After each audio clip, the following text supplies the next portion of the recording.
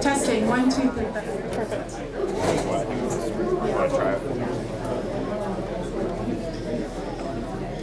Okay. Good evening, everyone, and welcome to the Ward 6 City Hall Community Meeting. My name is Victoria McGregor, and I'm the meeting coordinator. Thank you for taking time out of your busy schedule. I know it's tight, I know it's a little toasty in here, but we appreciate that you're here with us tonight. If you're here for the first time, the City Hall community meetings are like gateway meetings. City staff will be touching on a lot of different subjects as they provide high-level updates related to their ongoing work. After each presentation, we'll take an initial question or two. Following all presentations, we'll open up to a general Q&A segment. And if you haven't already, there's a few copies left of tonight's slides. We encourage you to take those to follow along, and you can bring home to look at later. But before we begin, I'd like to invite Councillor Davis up to the podium to say a quick hello.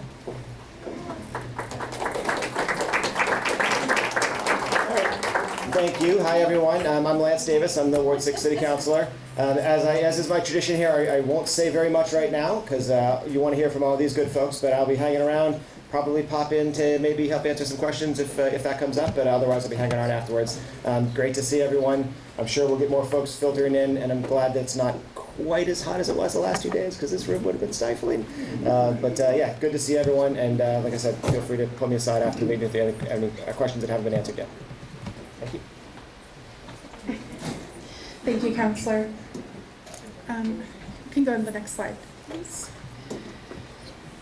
A reminder that if we don't get to your question tonight, or if you're someone that prefers email to give feedback or to ask a question, we do have an email address specifically for these meetings. It's cm@somervillema.gov. Get in touch with us, and we'll make sure your question is directed to the appropriate department. With that said, I do have a series of quick city updates before we dive into main presentations. First is that voting is open for the city's first ever participatory budgeting process, which will allocate $1 million in city funds. More than 900 ideas were submitted by the Somerville community, and this summer, budget volunteers worked closely to determine the final 20 proposals that are on the current ballot. Voting is open until October 13th and can be done online, over the phone by calling 311, or in person through a paper ballot at any Somerville library location or at City Hall. If you want to learn more and vote online, you can visit somervillema.gov/PB. This next slide is just a few key election reminders. The table on the left includes several key dates for the upcoming season, including deadlines to apply to register to vote by mail, early voting dates, and the city election date, which is Tuesday, November 7th. Blue ballot boxes, you might have seen them around the city, have been placed and are checked regularly. We welcome you to utilize these for election items. And if you need any more election information, you can find that at somervillema.gov/elections. For the 2023-2024 school year, Somerville Recreation is offering a variety of program and activity options at locations throughout the city. Teens can access these programs through the General Teen Center membership as well as the Powder House Teen membership. Both are free, and a reminder that the teen room at the Somerville Public Library Central Branch is also open with regular programming. These next two slides feature some current career training opportunities offered through Somerville's Center for Adult Learning Experiences, also known as SCALE. Topics include patient experience in healthcare, information technology, basic accounting, and college readiness. These are free career training opportunities through a grant for Somerville residents. You can follow the QR codes to learn more about a particular program, or you can call Yvonne Montez at 617-629-5500. I believe Clara is here. If you want to raise your hand, she can tell you more about those programs. Programs and others are open to Somerville residents, regardless of income or age. All you have to do is live in Somerville. Thank you. There's also flyers on that table. Next, we have the Council on Aging, who is excited to announce that a senior community survey will be launching later this month on October 16th. The goal is to identify needs and improve programs and services provided by the city and the Council on Aging. Once the survey is live, we will push that out through the city's main communication channels. I know it's very hot today, but in a few months, snow might be in the air. So this is just a reminder from our Department of Public Works about snow removal responsibilities. Property owners are responsible for snow removal on sidewalks and curb ramps adjacent to their property. These next two slides, the Somerville's Historic Preservation Commission hosts weekly docent tours through October at Mill Crow Cemetery, Prospect Hill Tower, and Old Cotter House. Dates and times can be found on the city calendar. The docent program is also seeking volunteers. If you're interested, please email Brandon, who I believe is here. Yep, Brandon. You can also talk to her if you're interested. Two upcoming events. First, we have this weekend, the historic bike ride, and then next weekend we have Union Square walking tour. If you want to RSVP for either of those, you can email Brandon at bwilson@somervillema.gov. And Somerville's Health and Human Services is hosting several flu vaccine clinics in October and November. Just a reminder, if you want to get your flu shot and sign up for one of those sessions, you can do so at somervillema.gov/vaccines. A quick update on housing. The last 2 years have been active in terms of affordable housing production. The slide here provides basic information on housing units created in the last 2 years. 265 in total, with 242 being rental units and 23 home ownership opportunities. If you would like to get on the Housing Division's listserv for new opportunities, you can sign up by going to the city's website and search inclusionary housing, or you can call the Housing Division at 617-625-6600, extension 2577. A reminder, for city events, residents are invited to celebrate the Brown Schoolyard renovation at a ribbon cutting, which will be celebrated on Wednesday, October 18th at 2:30 p.m. And then with it being October, I did want to highlight two other events. First is Summer Street's Monster Mash, which is on Sunday, October 27th. That will feature a Halloween parade led by the School of Honk, and we'll have music activities and a lot more.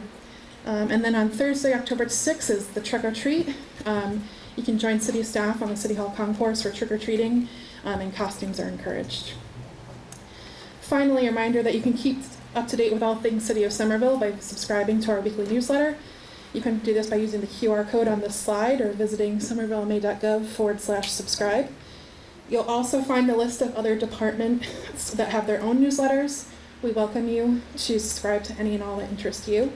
And a reminder that we are on social media. If you want to follow us on Facebook, Instagram, or Twitter or X, whatever platform you use, we are there, and we encourage you to follow us. This concludes the quick updates portion. I'd now like to welcome Mayor Ballantyne to the podium.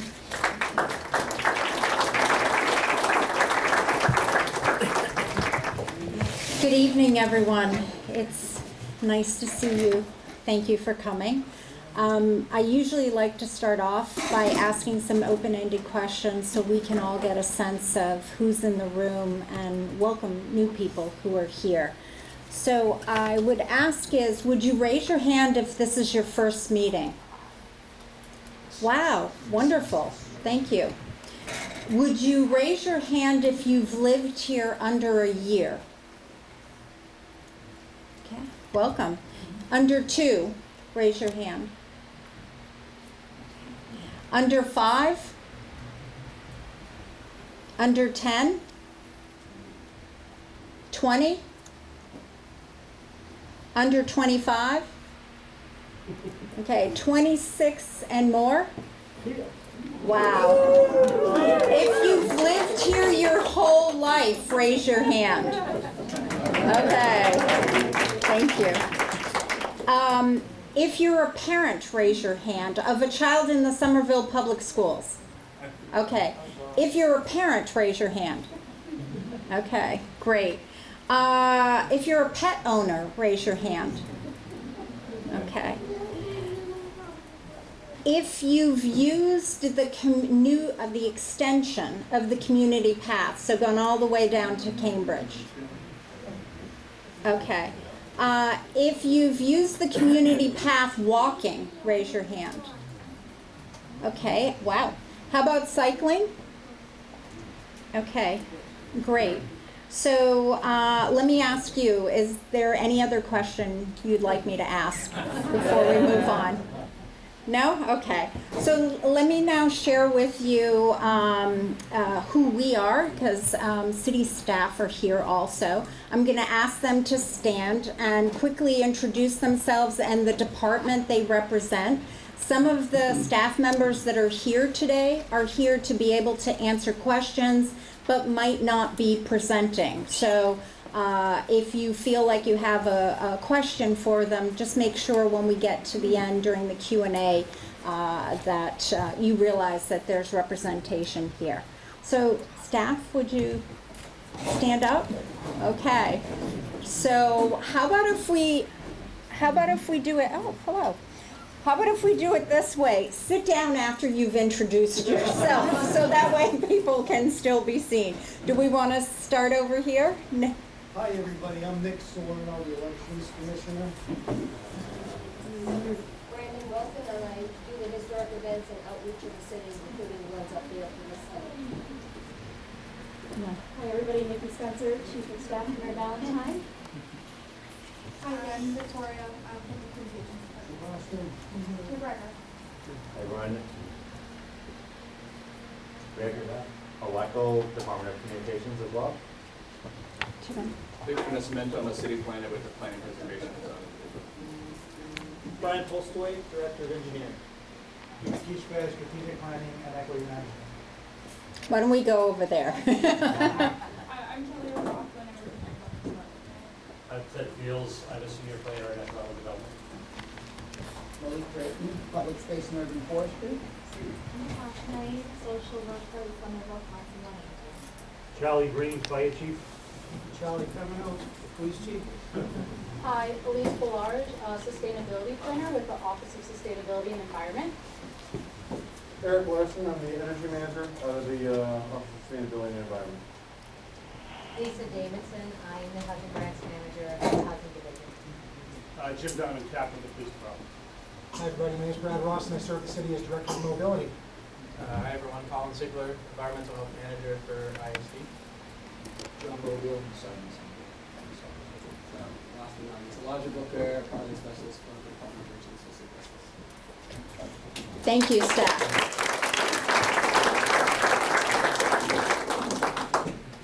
Climate change is a local issue with local impacts and local solutions. We all lead very full lives.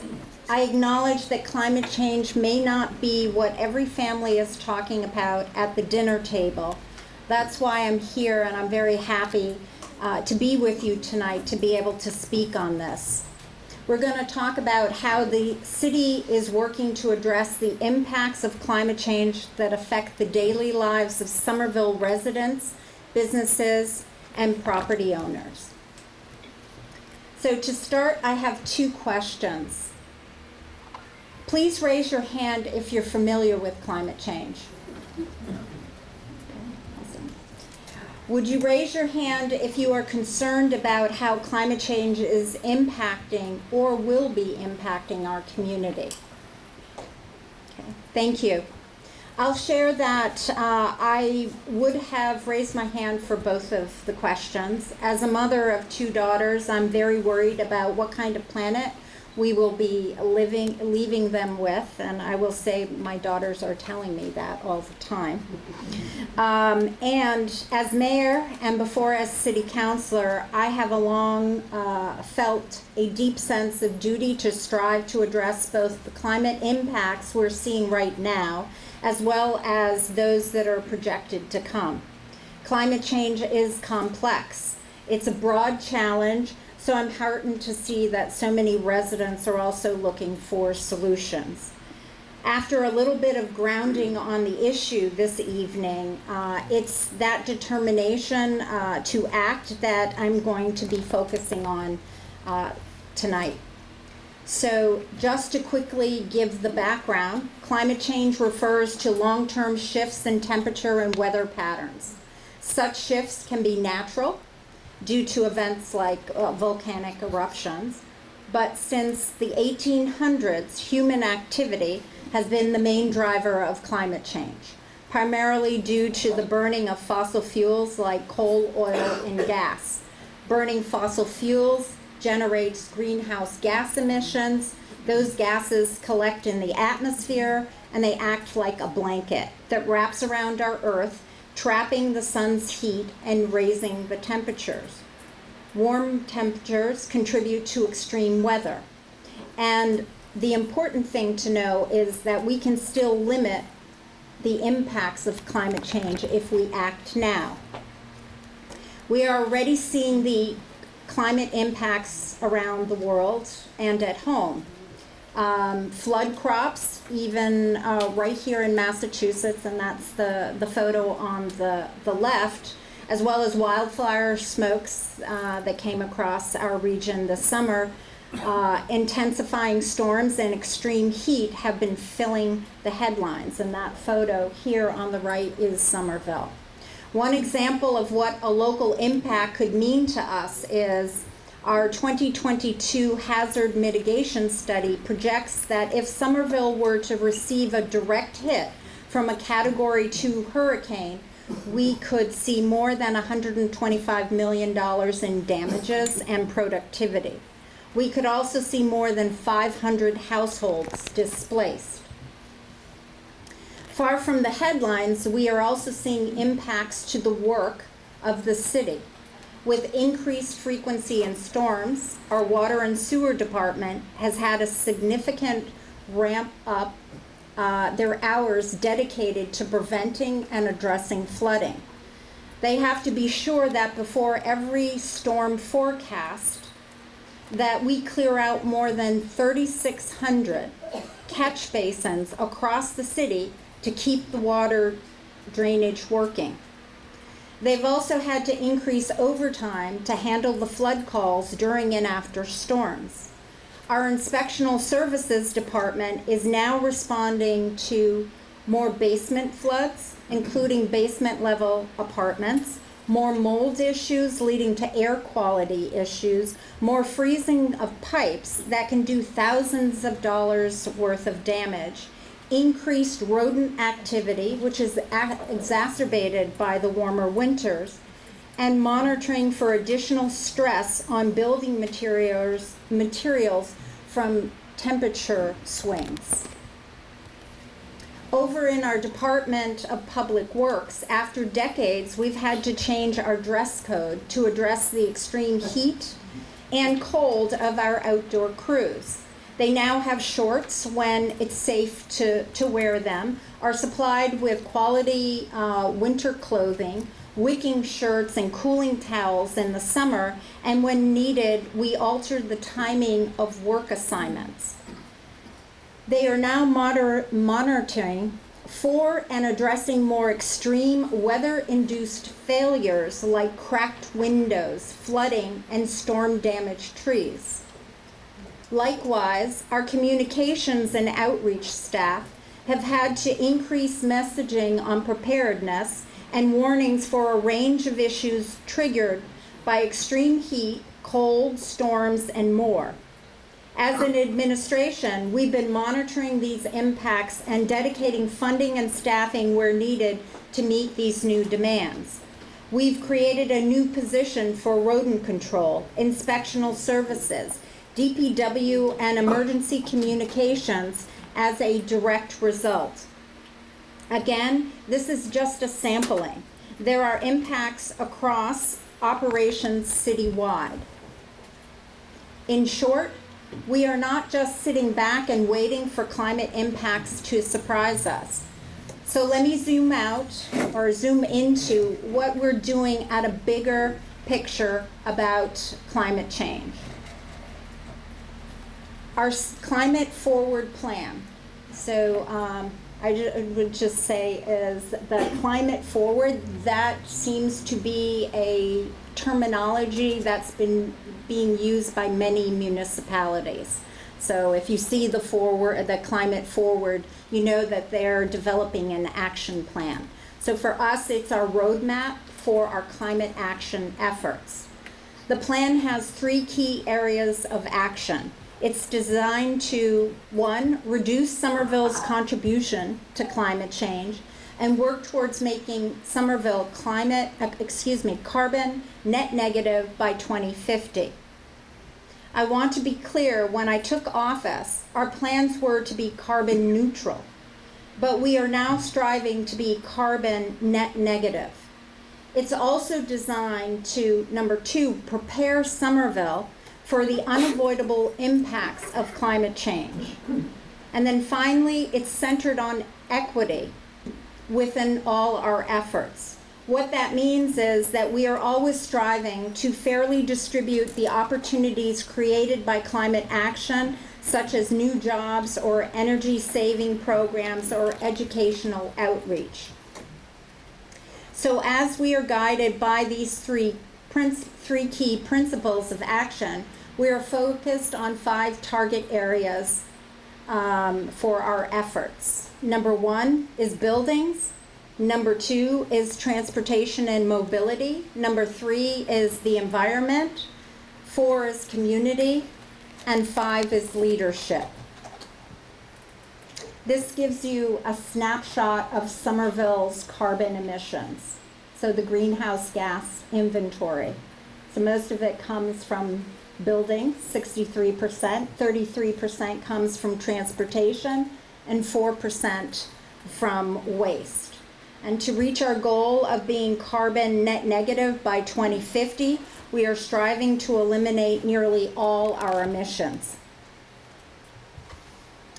That's a tall order, but we have a path. To start, we're working to reduce building emissions in a number of ways. In our city buildings, we've been steadily reducing energy use and shifting to renewable energy sources. And yesterday, we've recently signed a contract, but that 30% of our municipal electricity will come from a local Massachusetts solar farm, which had a ribbon cutting yesterday. So that was very exciting for the city. For our private homes and properties, we've been aiding the shift to renewables a number of ways. Our team offers programs to assist both renters and homeowners with accessing energy-saving programs. Somerville's Community Choice Electricity Program offers competitively priced renewable energy options. You can sign up for it anytime. And there are more than 760 net zero passive housing units in construction in Somerville, with more than 161 of those units slated to be affordable. We've built requirements and incentives into our zoning for energy efficient construction. We have 50 certified LEED Gold and Platinum buildings in development. This year, we are one of the first 4 communities in Massachusetts to adopt and enact the Specialized Energy Code. And Somerville was the first in New England to establish a green score. This part of the zoning code incentivizes the inclusion of elements that reduce urban heat island, manages stormwaters, and filters pollutants. The city is also working hard to make it easy for our community to choose low carbon ways to travel. The idea isn't to tell people what to do, but rather to make the green choice the easy one. Our efforts have focused on installing priority bus lanes to make bus travel faster and safer, extending the Green Line, expanding our bicycle network, making pedestrian safety improvements, whether that's streetscape redesigns, better crosswalk stripings, or establishing safe routes to school. Pursuing Vision Zero, which is an effort to prevent all serious injuries and deaths in our roadways. And we're also studying how best to expand our electric vehicle charging station network. As we work to prepare ourselves for the climate impacts, addressing our environment and our infrastructure is also key. We are tackling multiple water and sewer projects to reduce flooding. planting trees to keep our neighborhoods cooler in extreme heat, removing sick trees at risk of snapping in storms, which keeps us safer. Last year, we planted 637 new trees. We had been slated for 350. We removed over 200 at-risk trees. We're also expanding green space to help keep our neighborhoods cooler, provides permeable surfaces to absorb rainwater, and reducing flooding. Our zoning, for example, requires large new construction to include public space for funding for it in new projects. As we see climate impacts in our smallest creatures and our plants, we are also working to preserve and develop local habitats, plant native species to support biodiversity. That includes creating pollinator gardens for insects, including butterflies and bees, like the one at Conway Park shown on this slide. We've established a pollinator action plan and advisory committee to guide these efforts with the council. We passed the native plant ordinance, and we've increased the number of native trees in our urban canopy and native plants in our public spaces. We are also integrating green infrastructure into our streetscape and parks. Additions like rain gardens and swales can catch stormwater to reduce flooding. Waste also contributes to greenhouse gases by producing methane as it decays in landfills. Last year, the city completed the community's first zero waste plan and set a goal to reduce waste by 100% by 2050. And finally, the Mystic River presents coastal flooding risks for us, and I'll share more about that in a moment. For citywide flooding risks, we have numerous aggressive efforts underway to reduce that impact. They're focused on 3 areas.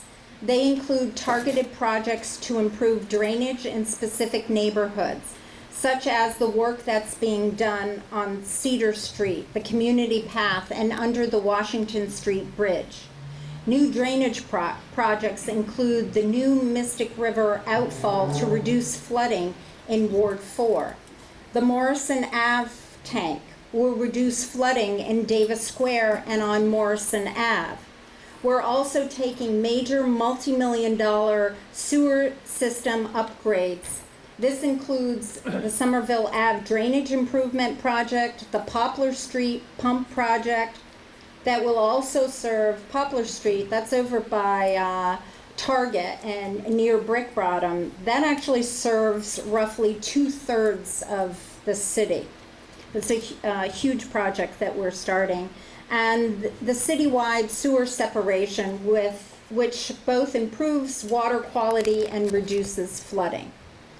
This next map shows Somerville's areas which most flood when there's a 100-year storm. They include the Assembly Square area, Union Square, and Davis Square. We're not just sitting back and waiting to be surprised by this. We're currently hiring for our first sustainability and resiliency planner to expand our work to tackle these challenges. We are also working with the regional coalition to address coastal flooding risks. We are one of the founding members of the Resilient Mystic Collaborative, organized by the Mystic River Watershed Association. With the help of our federal and state delegation, this collaborative has and continues to raise millions for 3 critical projects that will protect more than 100,000 residents and more than $60 billion in property. The 3 projects include shoring up and raising the Amelia Earhart Dam, which you see in the picture here. The green space to the right is Draw 7 Park. It's over here.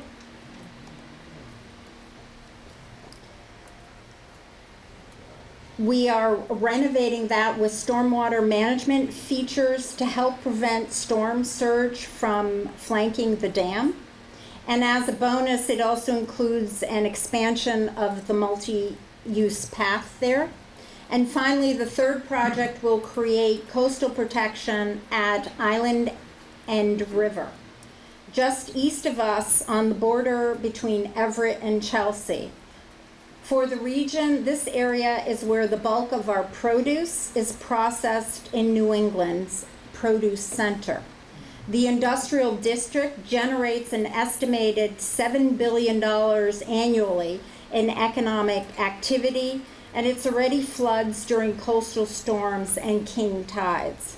More than 15,000 low-income residents live within this area. This project will help protect their homes, this vital food center, from coastal storms and sea level rise. Our climate forward efforts also focus on community.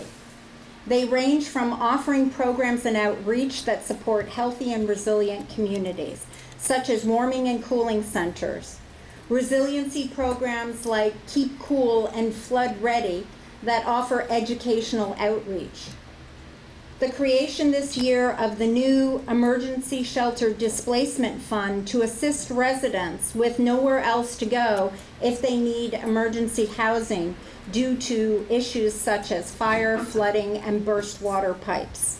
And finally, we're working to grow a culture of climate action, whether that's through the Climate Ambassador Program, the Mayor's Youth Summer Jobs Program, or engaging residents like you in shaping our climate forward plan.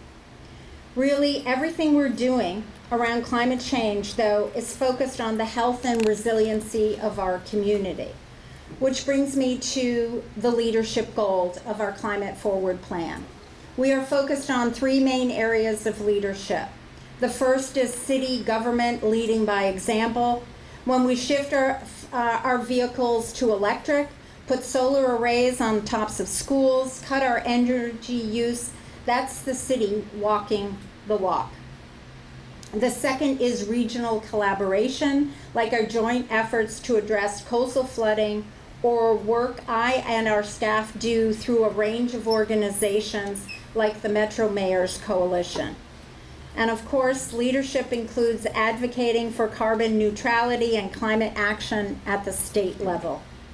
Somerville has received the highest rating for our climate leadership and transparency reporting from CDP, a global nonprofit that sets standards for environmental reporting. Whenever and wherever we can weigh in, we do. And we are fortunate that our federal and our state delegation do the same thing. So what's next? We are currently preparing to update our climate forward plan. You can be a part of that by taking a survey or joining the launch next Wednesday, October 11th. Like most of us, my commitment to sustainability started small, with weatherizing my home and choosing energy efficient appliances. Eventually, my family of 4 chose to go carless 15 years ago, and then I turned to advocacy and legislation. You can start with small steps if you're interested in getting involved. A staff member of the Office of Sustainability and Environment is here and can help you. Please wave your hand. Higher. Thank you. Please feel free to speak to them and to myself. You can also visit our Somerville Climate Forward page for the survey and other opportunities, and at our Sustainaville page, where you'll find a whole host of information on energy savings programs and preparedness. Thank you. I'm happy to take a few questions now, and then I will, I'll be here the entire evening, and we can take questions at the end during the open Q&A.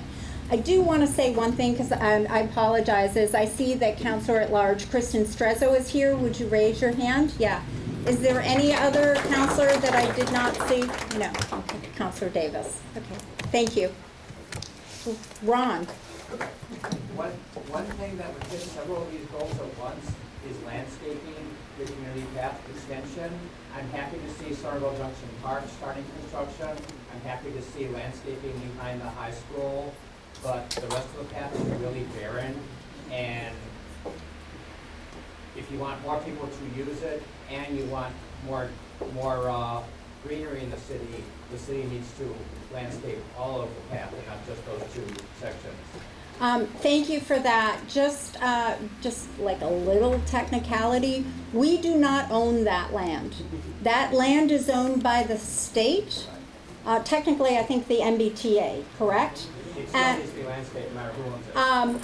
Yes, but I think I don't know. Brad, can you answer that? I'm not sure if somebody else. Ron, we strongly agree. I use the path just about every day like many of you. We are working on it. We need state permission. We're working on it. Thank you. Thank you. Okay. Quick question. Who would a resident talk to, like, if they have, like, I'm dealing with climate change flooding 2 to 3 times a year, like, your worst case scenario is our street.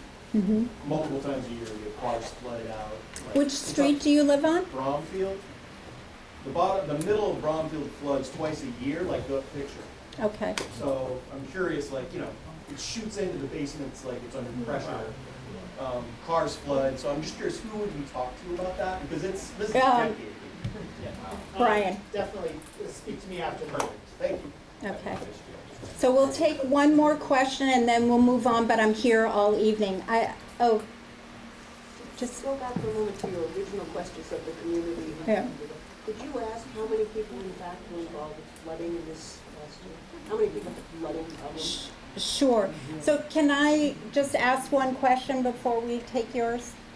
Thank you very much. So would you raise your hand? Are you talking, well, I'll just say on property, okay? Please raise your hand if... We didn't hear the question. So I'm asking the question for, she's here. I'll make sure you hear everything. So the question is, would you raise your hand if your property experiences flooding? Okay. Would you raise your hand, of those who experience flooding, is that inside the building or is it pooling, you know, in your property like your driveway or something like that? Inside the building? Okay. Thank you. So, thank you, Victoria. So along the same line of flooding, I live on Morrison Ave, very close to Willow, and this year, I think the first year we had a lot of rain after the speed humps were put in, and the waters were just pulled between the speed humps. And every major storm, I have backflow problems. I've contacted the sewer department. Didn't really get much of a response. I called 311, nothing. So I talked to the plumber, I talked to the drain guy. I don't know what to do. Okay. So Brian, can you just stand again? So, Brian. And if I can just add is the work that we're also doing is on Morrison, correct? So it's to deal with the flooding that's happening there, but you can talk. I'll say a little bit about Okay, yeah, you're speaking up here. Okay, perfect. So I'm gonna pass it on to the next people. I'm here all evening, so I'm happy to take any questions. Thank you.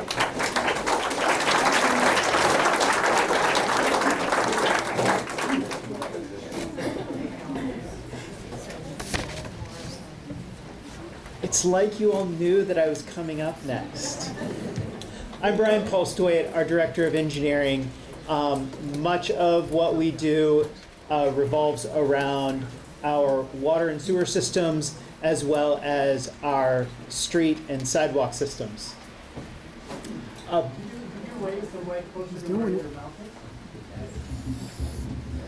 Is this better? Yes. Fantastic, thank you. So, first thing that I wanted to get is just a couple really big picture things out. First is that we are moving forward with our third update meeting on our combined sewer overflow plan. This is a project that follows on our citywide drainage master plan that we did a couple years ago. This one is focused on working on reducing and hopefully eventually eliminating our combined sewer overflows that go into the Alewife and Mystic Rivers. This is a three-party project. We are doing this in collaboration with both the City of Cambridge and the MWRA, which is the Massachusetts Water Resources Authority. The second piece is moving a little bit closer to what we were just talking about, is our Adopt a Drain program.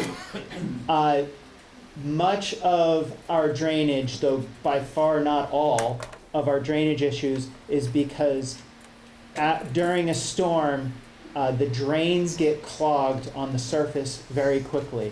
And one thing that we could use everybody's help with is making sure and helping make sure those drains are clean and clear, especially once a storm happens. And I think the first thing that everybody should ask is, doesn't the city already do this? And the answer is yes, we do. We do street sweeping, we clean our catch basins on a regular basis, but there is time in between those events. Trees still fall leaves, things still get in the gutters, and any help that can be done to reduce the likelihood of flooding is important for our community. Before we switch on to the next slide, I'm going to take a little interlude to talk about Morrison Ave because that was an interest, and it wasn't in my presentation, but it's a really quick thing. Coming out of the citywide drainage master plan were the next two projects. One of the big projects is in Ward 4, which is a new outfall to the Mystic River. But what's important to Ward 6 and Davis Square is that the next most important project, which is a little bit smaller, is Morrison Ave Tank Project. So this is a stormwater tank that we are just beginning to design along Morrison Avenue from one end at College to the other end at Cedar. This will be a rather large project for Davis Square.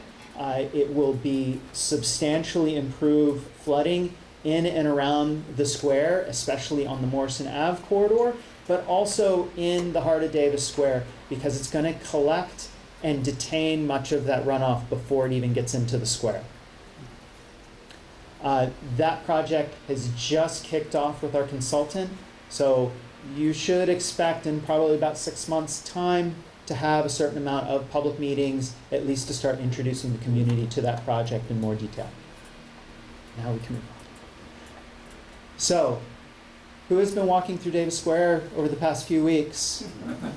Okay, I imagine every one of you have noticed the work that we've been doing on the sidewalks. So last fall, we went through a lot of effort to reconstruct all the accessible curb ramps in the heart of Davis Square. We're now coming back to do the next step in that project, which is to reconstruct the pedestrian walkway portion of the sidewalk with concrete sidewalks, saw-cut joints, the best accessible sidewalk that we can provide for our constituents. We are keeping the brick landscape zone. We tried to balance between those two goals. We think we've hit a good compromise. I'm sure many people agree, but I hope that most of you agree. The second, so that is going to be, this next phase is going to be completed this fall. We're on schedule. We'll be moving into Elm Street in 2 weeks. So we've been working with many of the restaurants with their outdoor seating on there to make sure that they're in a good place, that we can start relocating and removing their outdoor seating so that we can go in and do this work at the end of their season to minimize their disruption. Next year, we're going to be doing some additional work to finish up that effort in Davis Square that we can't do because of either drainage or permitting reasons. And then towards summer, we're going to be working to complete the work we started a few years ago on College Ave and on Holland, which will end with repaving of the remainder of those two streets, as well as a handful of pedestrian safety elements going on each. Another big I'm not done yet.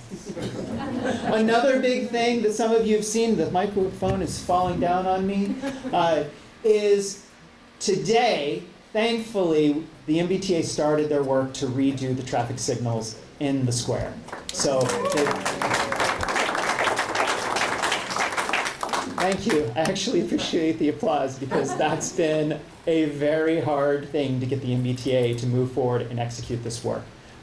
So we're really excited about improving the signals, making it easier for pedestrians to cross, and hopefully making it clearer for motorists as they're engaging with the intersection, as well as improving cyclists' transit through the square. So, this isn't the only time you get to hear from us. We have ways for you to keep in touch with us, to hear what we're all about, to hear what's coming new. So the first link is Davis Curbs. That's our site for talking about our updates and our vision for improving the curbing and the sidewalks in Davis Square. We've also been dropping the traffic signal updates in there. We'll be using that for the finishing up of Davis Square that we're doing this year. Next is, much of the goal here is accessibility, improving the ability of our seniors, of our disabled friends and family, getting through the square. And so we are reinvigorating our ADA transition plan and look to everybody to help us identify and work through and improve the accessibility of our streets for all of our constituents. And lastly, a catch-all. We do a lot of construction in here. If you haven't noticed, this is the best place to go to find latest updates on construction throughout the city, not just Davis Square. Awesome. Brian, plug the construction newsletter. Construction newsletter. Yes, back up one. That's where you can find that here.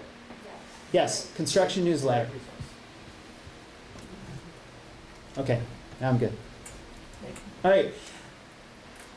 The last thing that I wanted to say is just a huge shout out to our friends over in Mobility.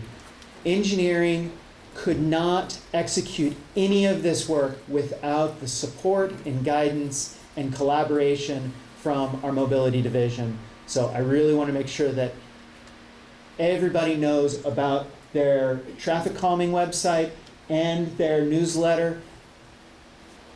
It's here before it's in construction.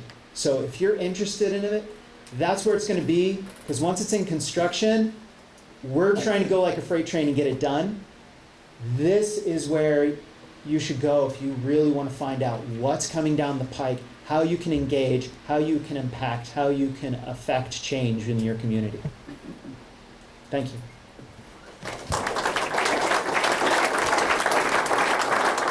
Do I have time for questions? Okay.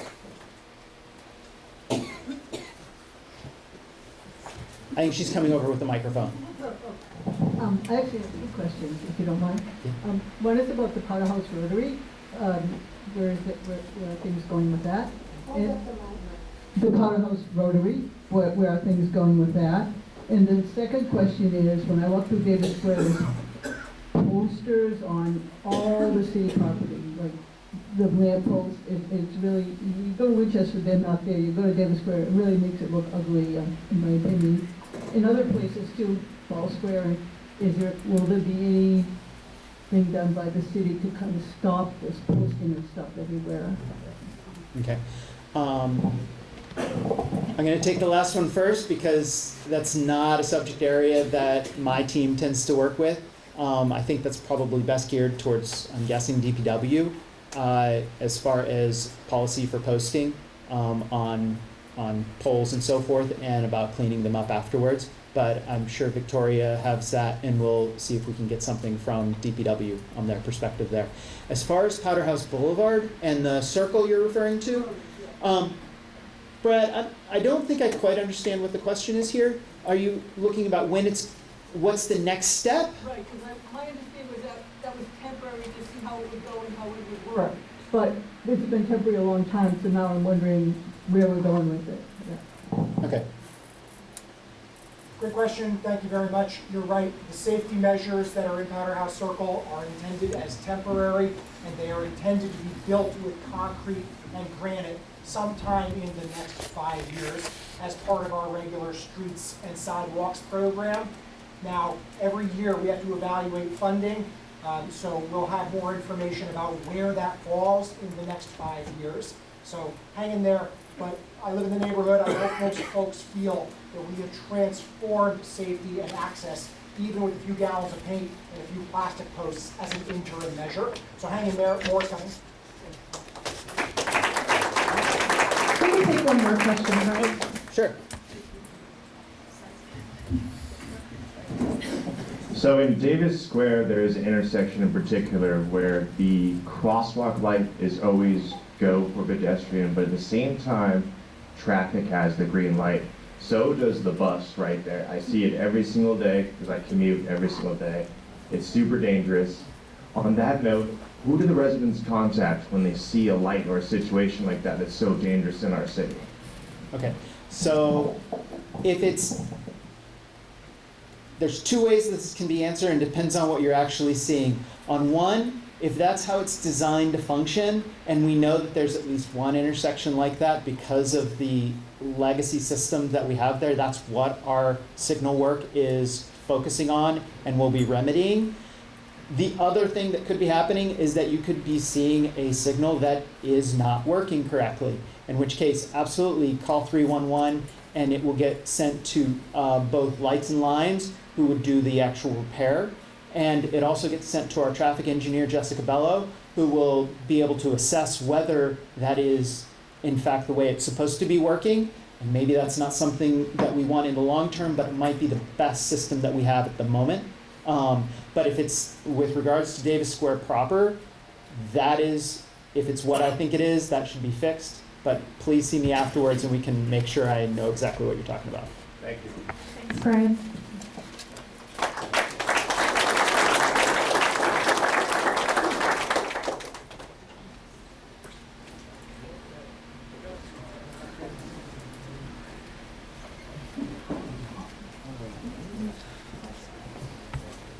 Oh, these tall people. I think they rule everything.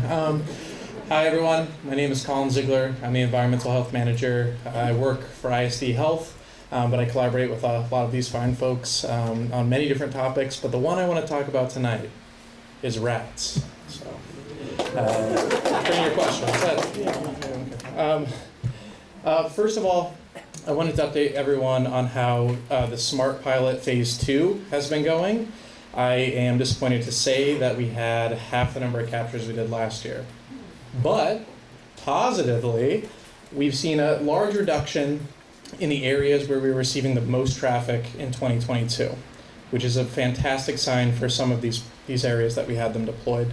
For example, we had one box that had 103 captures last year, and from the time from March to June, rodent prime time, we only had 3. In assessing that location with our contractor, Modern Pest, they found that the dumpster situation had been improved, the landscaping situation had been improved, and just general cleanliness in the space had been improved. And we're attributing that to the contact work that we did with the businesses in that area, with the residents we spoke to about how they needed to change their behavior to reduce activity.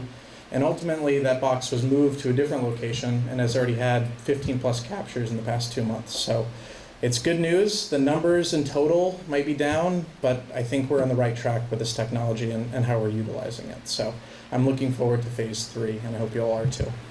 I'll take questions at the end, but thank you. Next slide.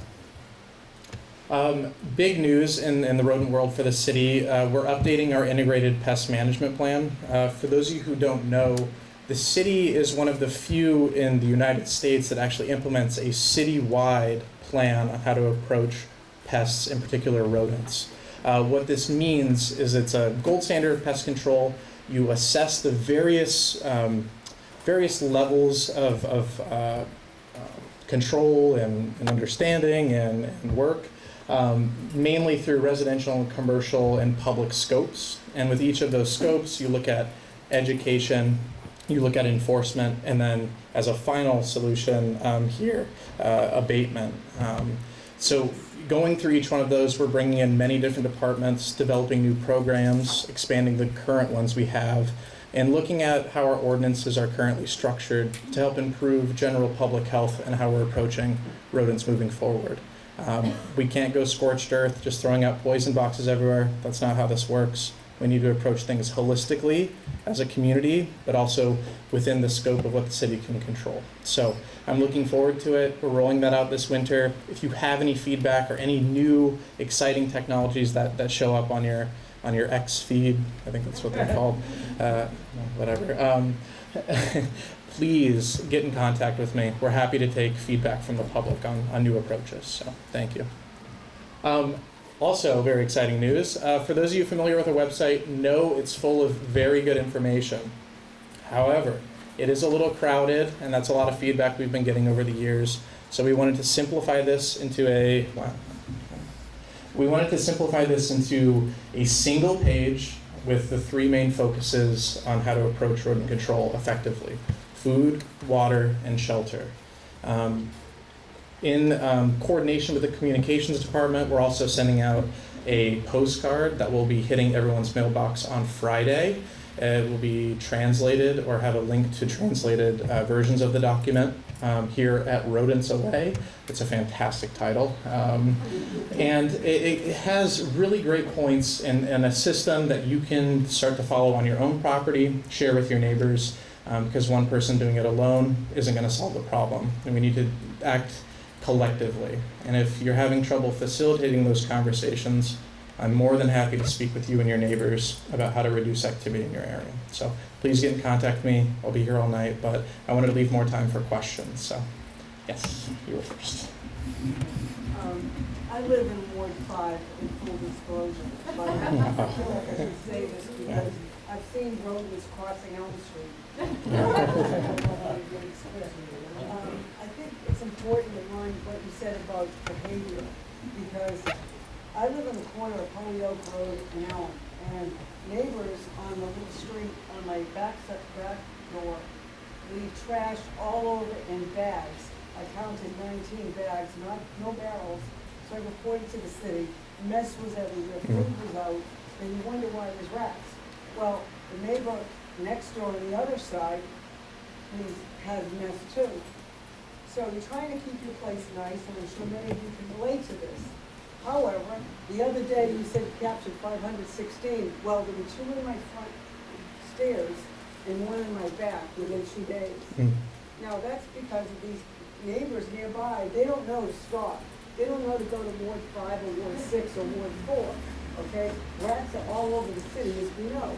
But part of the problem, despite all your efforts, are the residents who live here.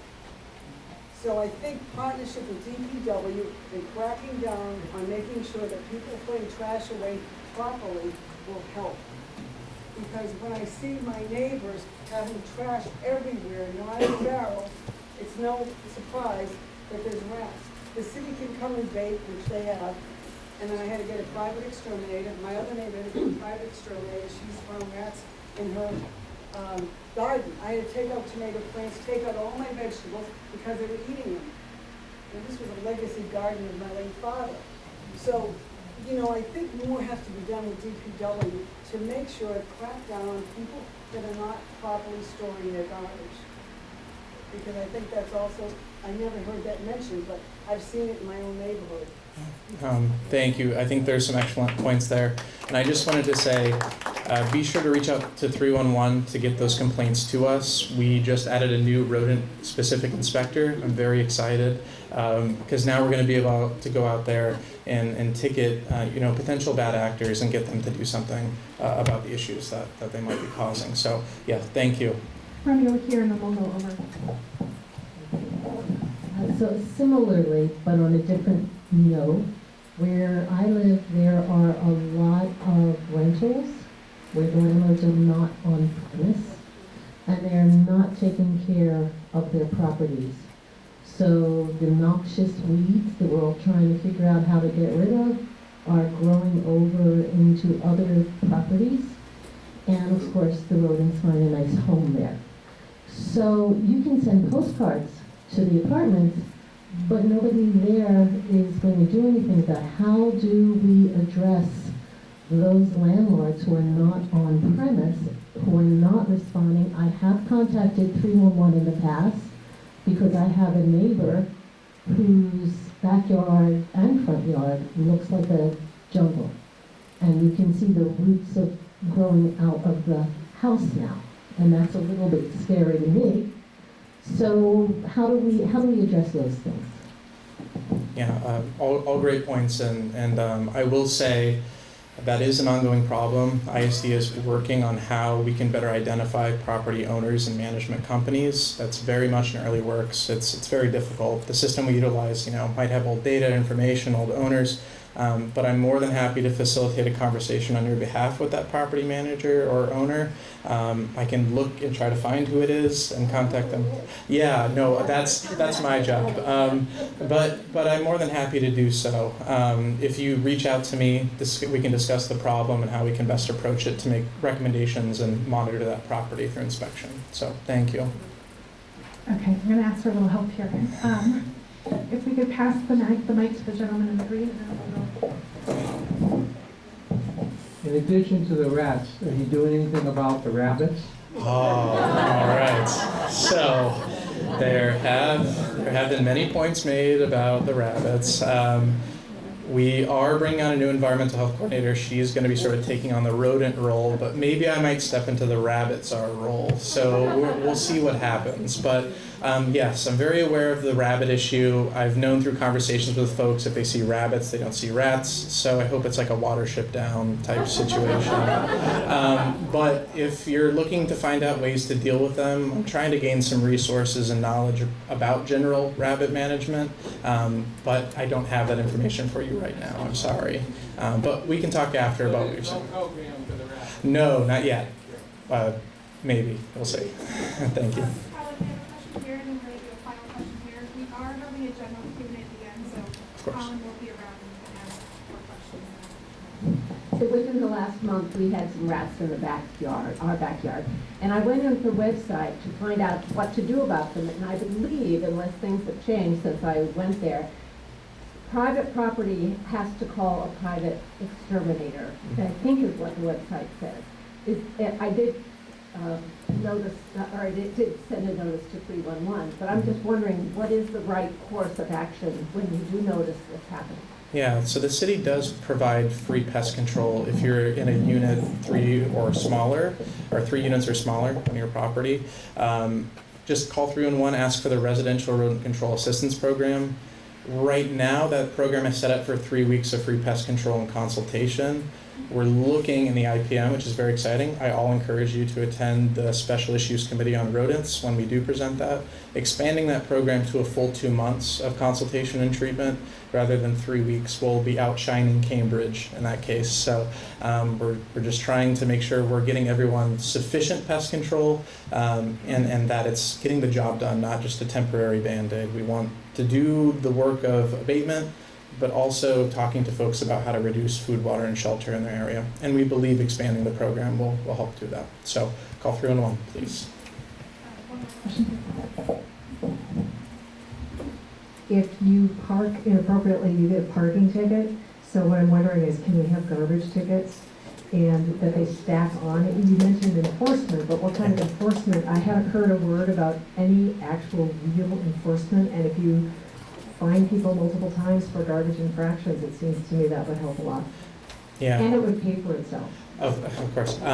So yes, that's an ongoing issue we have. We are buffing up the number of inspectors we have for specific issues, including trash. The problem occurs is that, when you ticket once, it's hard to get that follow-up consistently. So we're trying to change that, and that's a conversation we're having internally about how to utilize staff better and buff up the current staffing capacity. They're very busy. I love our inspectors. For example, the 2 that we have on staff for rodent issues, they're going to over 800 properties a season to do the rodent control program, but also to assist with tickets. So if you see something, please contact me. I'm more than happy to accelerate any sort of issues that you're noticing consistently. So thank you. Colin, Yeah. Next up we'll welcome up, I believe it's Chief Governor.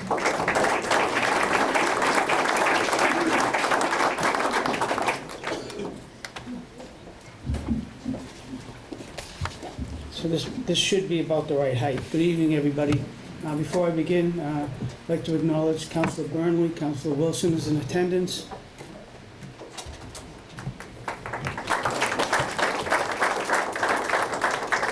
So a couple of the speakers before me asked a question. I think I'll ask one question before I begin. Who was standing in the crowd with me in 1984 when the Red Line, the MBTA station, was opened? 3, 4, okay.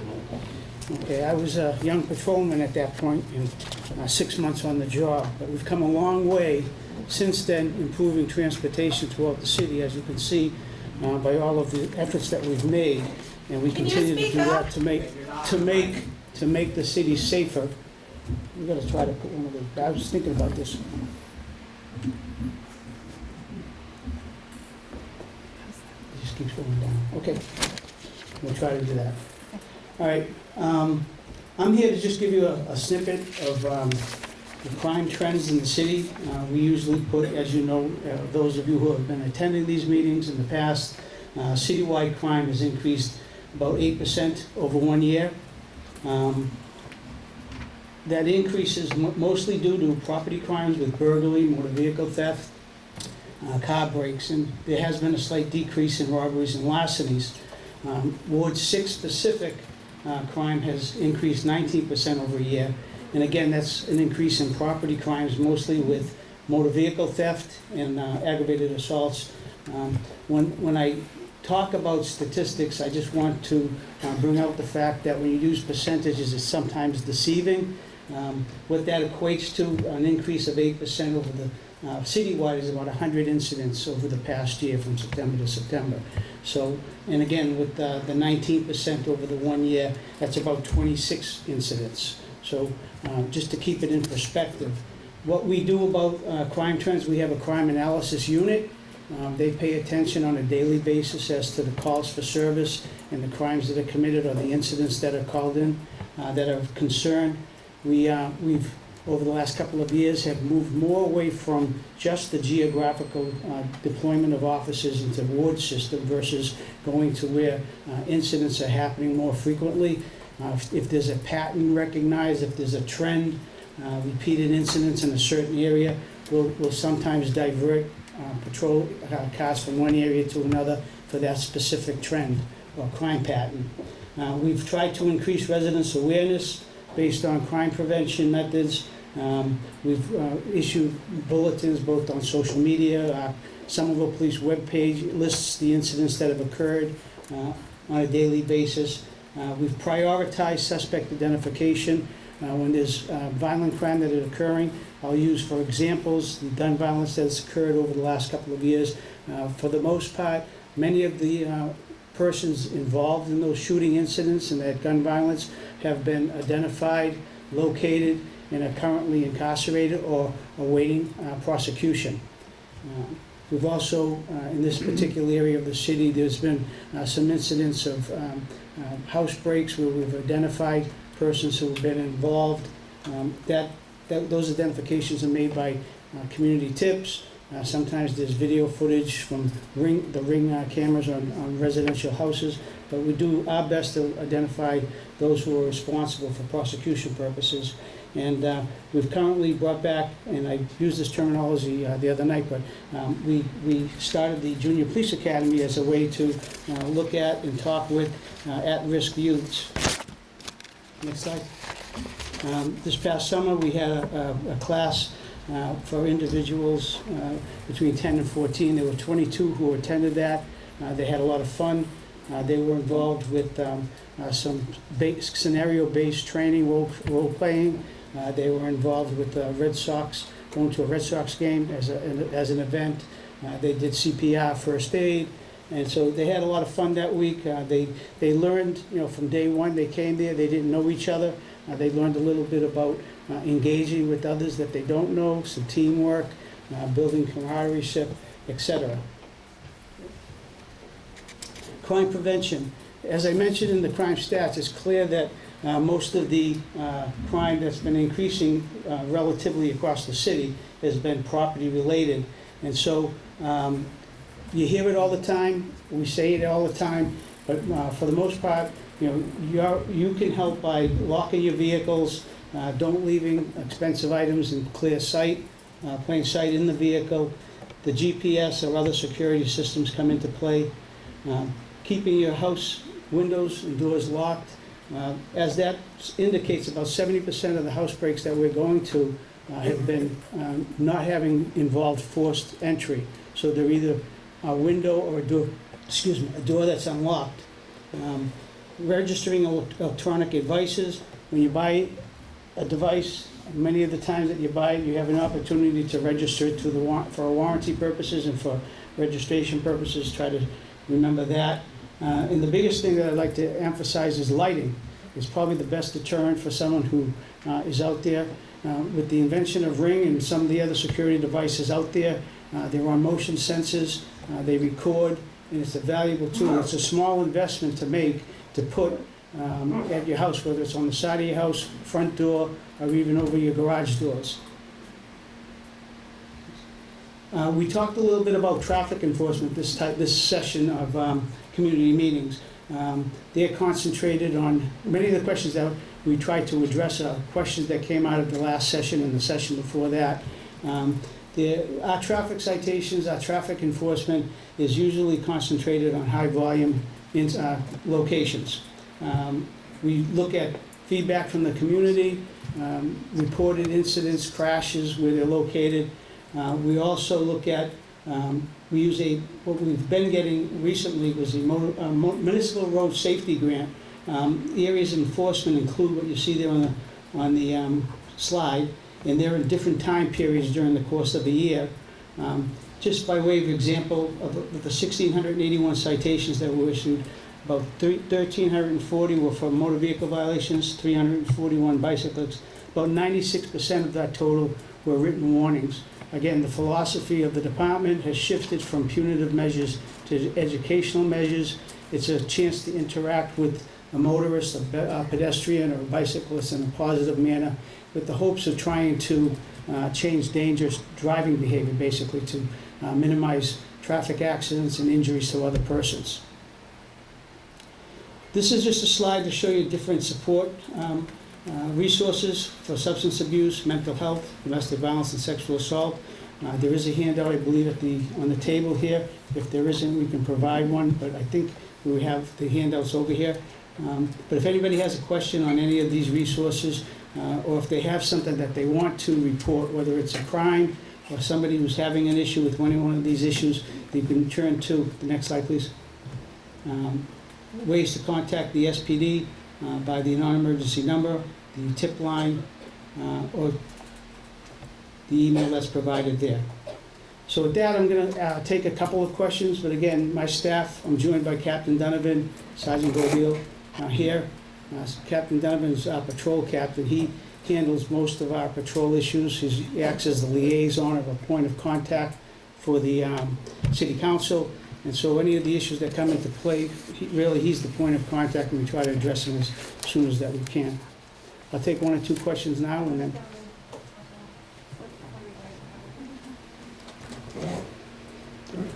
Sorry, I missed the last meeting. What is click it or ticket? Click it a ticket is basically if somebody is not seat belted in, they get a ticket.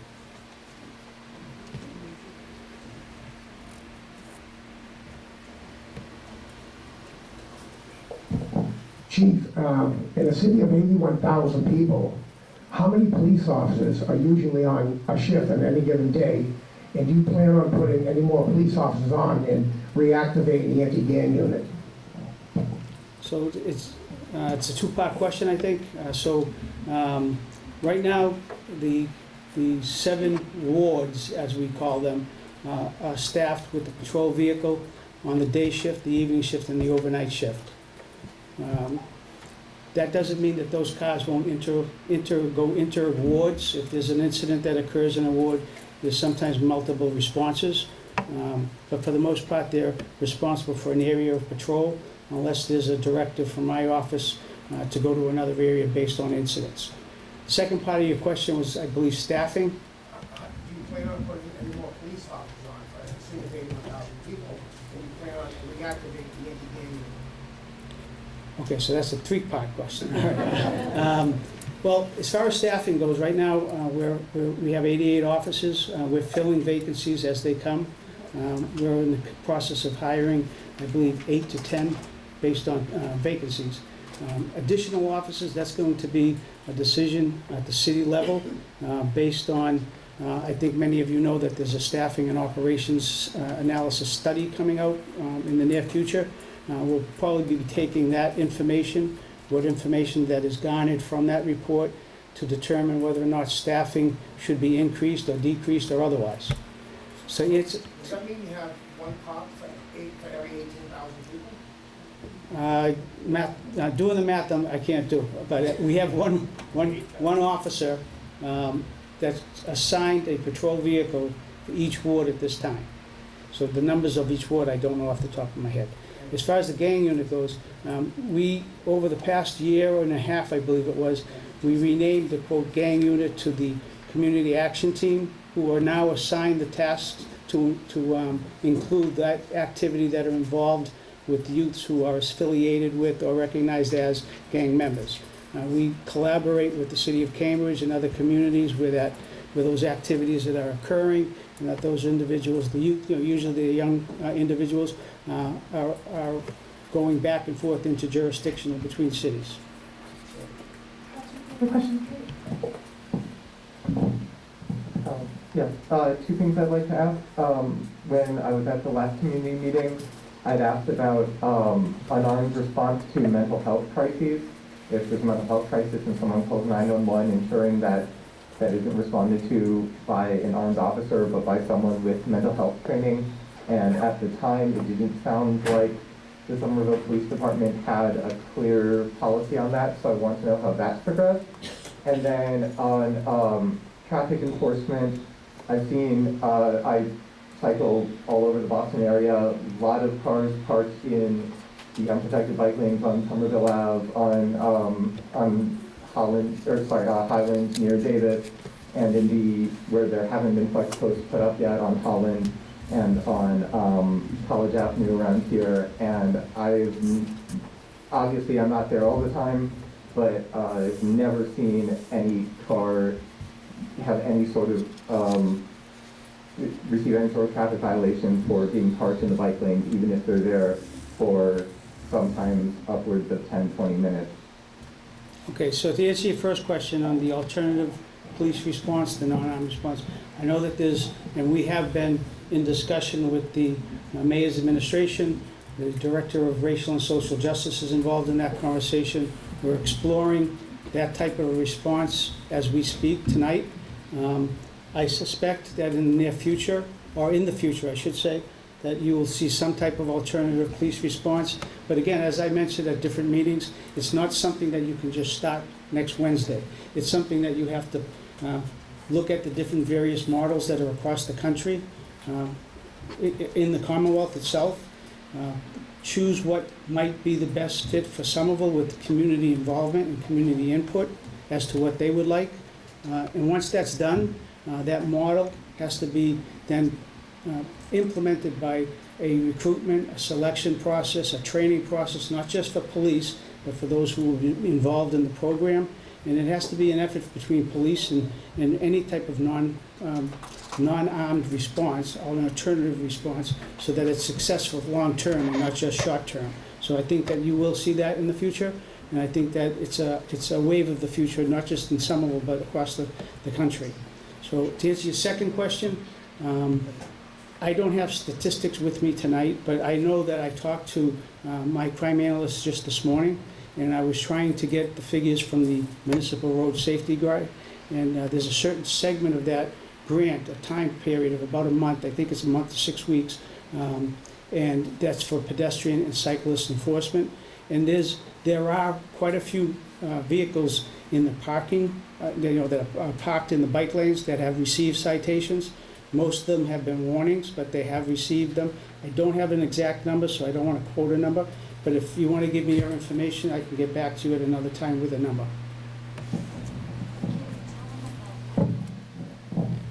We can take one or two questions. Yeah. Yeah, before I take another question, I just want to mention, with the alternative response, don't forget that one of the components of the department that's in existence now is the core unit, the outreach unit, and there's, I think, 4 to 6 clinicians that are currently employed there, and they, the officers, when they go to a call for service that has any type of an indication of mental health or substance abuse, they write it, that's part of their report, and it's an automatic digitalized, it's a check on the box, a check on the report itself, and they follow up on almost every single one of them the following morning, if not the following morning, within 48 hours, so they do a great job. And my memory, the last budget cycle, I think they have just about over 2,500 referrals a year that they handle and that they respond to, so they are doing a good job, but that would be in addition to and not apart from any alternative response. You lost your mic. No, it's right here. I see it. We have a question here. First comment, I'm on Bromfield. You guys have been in there for the last 3 days for a series of break-ins, and your guys are doing an amazing job. They're there within minutes. They're chasing perps around. We appreciate it. It's the responsiveness is better than any city I've ever lived in. I've moved 30 times. Yeah, thank you. And on that note, I think, and if you don't know, we sent out City Alert today in reference to the house breaks that are occurring in the actual area of the Ward 6 area. And they're really, in a lot of them, the individual, we showed a photo of the individual who we suspect that might be involved. And a lot of those, we've gotten some tips so far. And I'm hoping that you remain alert as to that description of that person that's out there. But in addition to that, I will tell you that as of tonight, we believe that we may have identified that person. So we'll be working on trying to locate that person. I did want to ask, that was a compliment. I had a question for you. I know roughly $1 million has been set aside for the safe injection site. I'm curious if there's a percentage of that set aside for the police force or for that piece. My understanding is in 2018, when the city of Calgary opened a safe injection site, the police department announced within a year a 270% increase in property and aggravated crime in that region. And if we're seeing a 20% jump in the last year here, I'm curious if part of those funds are intended to also help for the management of what may result from that. Just as a general comment, there's just as much research out there that in my research, I've seen just as much information to show that in those areas of consumption sites, or those communities that have opened consumption sites, that there's actually been a decrease in crime. So it can go either way, but relative to the question you're asking as far as what funds are available or put aside for some of those consumption sites, I would probably be not the one to answer that. Maybe would someone here be able to answer that?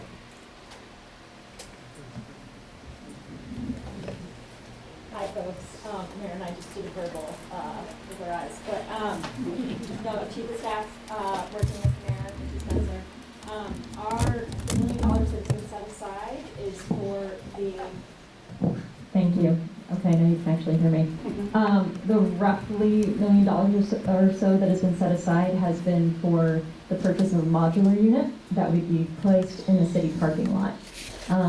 The funding is sort of an anticipated cost based on what we've seen in other areas and based on the feasibility study.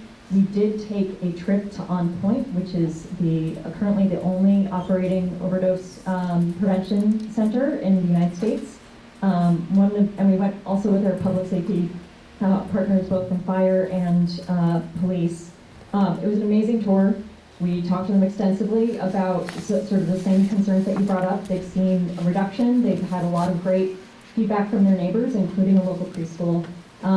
And an important part of that is that law enforcement has been a really important referral for them in terms of finding people a safer place to use and to receive any type of assistance or services. And so that partnership is going to be really important. Stay tuned. We're still working out all the details. I'm going to take one more question. There's this gentleman in the front that had his hand, and I'll be here after the meeting. Is there ever any times of service, like in the number of years that you've been on the police force, has there ever been any times where like incidents of times where you had like sheriff's department involved, or SWAT team, or state police? Any of those special police units involved in your incidents in Somerville? I'm not sure I understand the question. Has there ever been a SWAT team involved in your incidents in Somerville, or like a sheriff's department, or like state police? So if you're referring to whether or not we've called in additional resources, formerly known as NEMLAC, what you are referring to as a SWAT team, there's been incidents of high-risk gun violence in the city where we have used them a number of times. Their resources are free to us, and they're resources that we wouldn't be available with the Somerville officers that are on the street at any given time. So yes, to answer your question. But I'll be here after the meeting for any other additional questions. Thank you.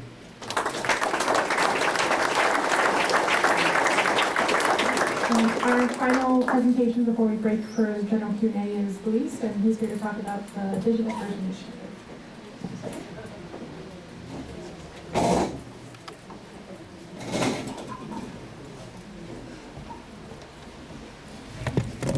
Good evening, everyone. I'm just going to hold on to this. So my name is Luis Quispe. I am the Strategic Planning and Equity Manager for the Office of Strategic Planning and Community Development.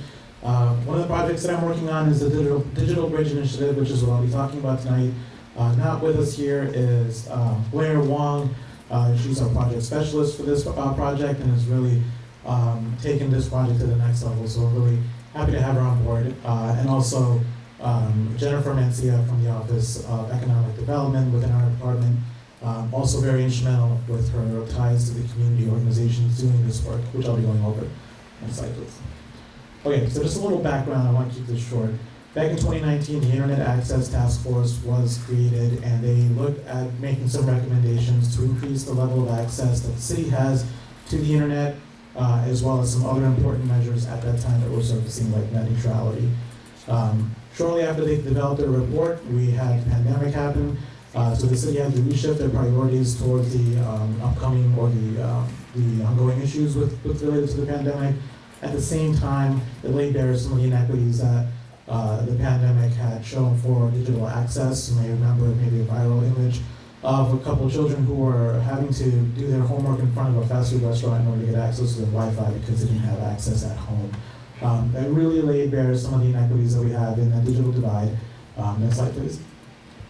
So what the digital divide is, this is the problem. The digital divide is the accumulative barriers that people have, having not early adopted into the technology since the internet was created.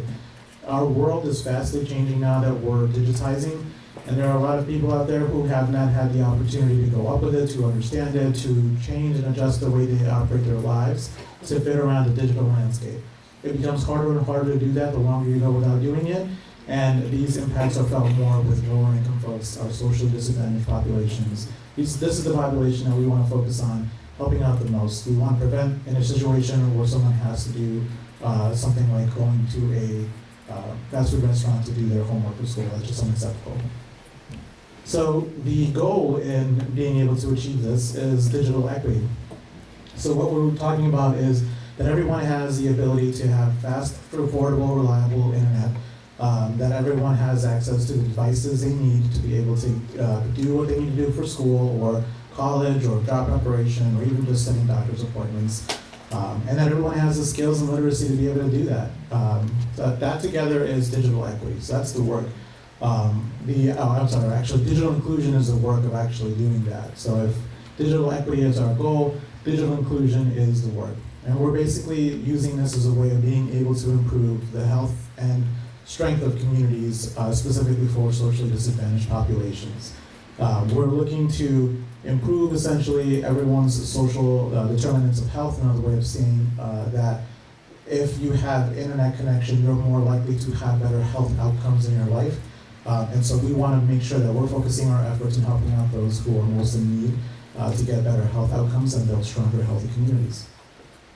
So just quickly go over what that means for our project. We're basically using the 3 pillars of digital equity, which is access to affordable, reliable internet, access to devices, and access to the skills and literacy needed to put it all together to achieve your life goals. And that was actually it. Keep it nice and sweet and short.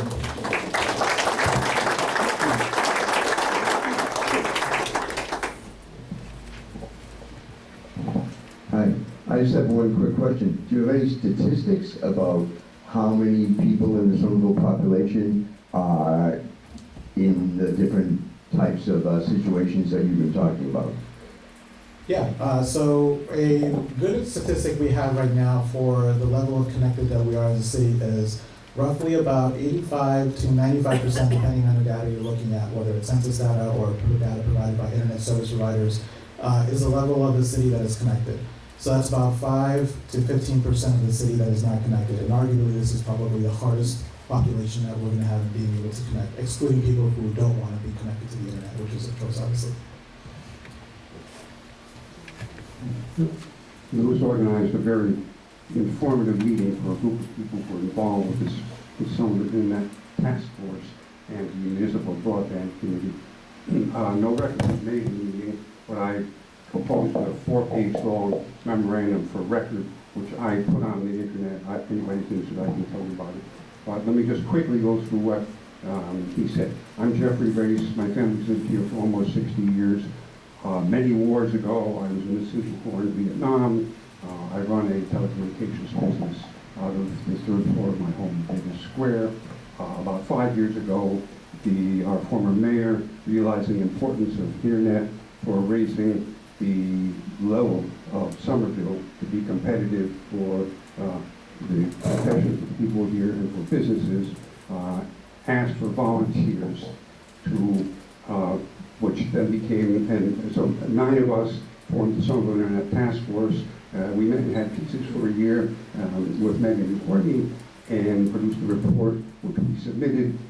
We were hoping to get a coffee with the mayor for at least some thanks. We never got the coffee, we never got the thanks, and we never heard anything for 4 years. And the issue is that there are only 2 providers in Somerville, RCN and Comcast, inferior providers. And so everybody's basically paying twice as much as you should here in Somerville. That's a lot of money on the table for everybody. So our report, we had a lot of experts come in. We thought hard. We had very competent people on the committee. We determined things that could be done to raise the level of internet access and reduce the costs for everybody in Somerville, including the people who are disadvantaged. Let's just talk about which is an important part of our report. And the point that we made in the report was that these were not opposing objectives. All these things could be done. So we became quite conservative after 4 years of silence, and one of the people who's very involved in the group reached out to Lewis, and we were able to set up a meeting, and Blair was in the meeting, and we learned a lot. But the main conclusions are that none of the findings of the Internet Task Force were taken up, and the city has not reached out to the very significant community of very technically competent people to do anything about this. Millions and millions of dollars on the table here, and we have not got the internet infrastructure of businesses in the city. Now, we're not even just talking about the people. So, but the main thing that came out, which was very surprising to us, which what Lewis said was that they have been instructed only to focus on the minority, which is a worthwhile thing to do. Our point was you don't just have to focus on the minority. So it came up at the meeting, this is a common idea now, we should hold the whole community back on behalf of a minority. And I make no judgment on whether that's a good thing or a bad thing, but it's something that's appropriate for a public debate. And Lewis didn't identify who gave him the direction not to focus on the whole community, but only on a minority. But I consulted legal advice on this. If that person was on the city payroll, that person had a fiduciary duty to the public. But that person did not gather the data, which the Internet Task Force identified was essential to make an informed decision. And legally, the decision, the guidance that Lewis was given, was legally called arbitrary and capricious. And whoever made that decision, we don't know the name, behind closed doors, essentially usurp the function of the public and of the city council. So I have the document here, if anybody'd like to copy down where you can download it. I'd be happy to provide it, but I want to thank Lewis and Claire, who were very forthcoming and basically laid all this out so the public can make a decision on this very important issue. Thank you. We have a final question over here, and then we'll turn it over to general Q&A, so you'll still be able to ask questions.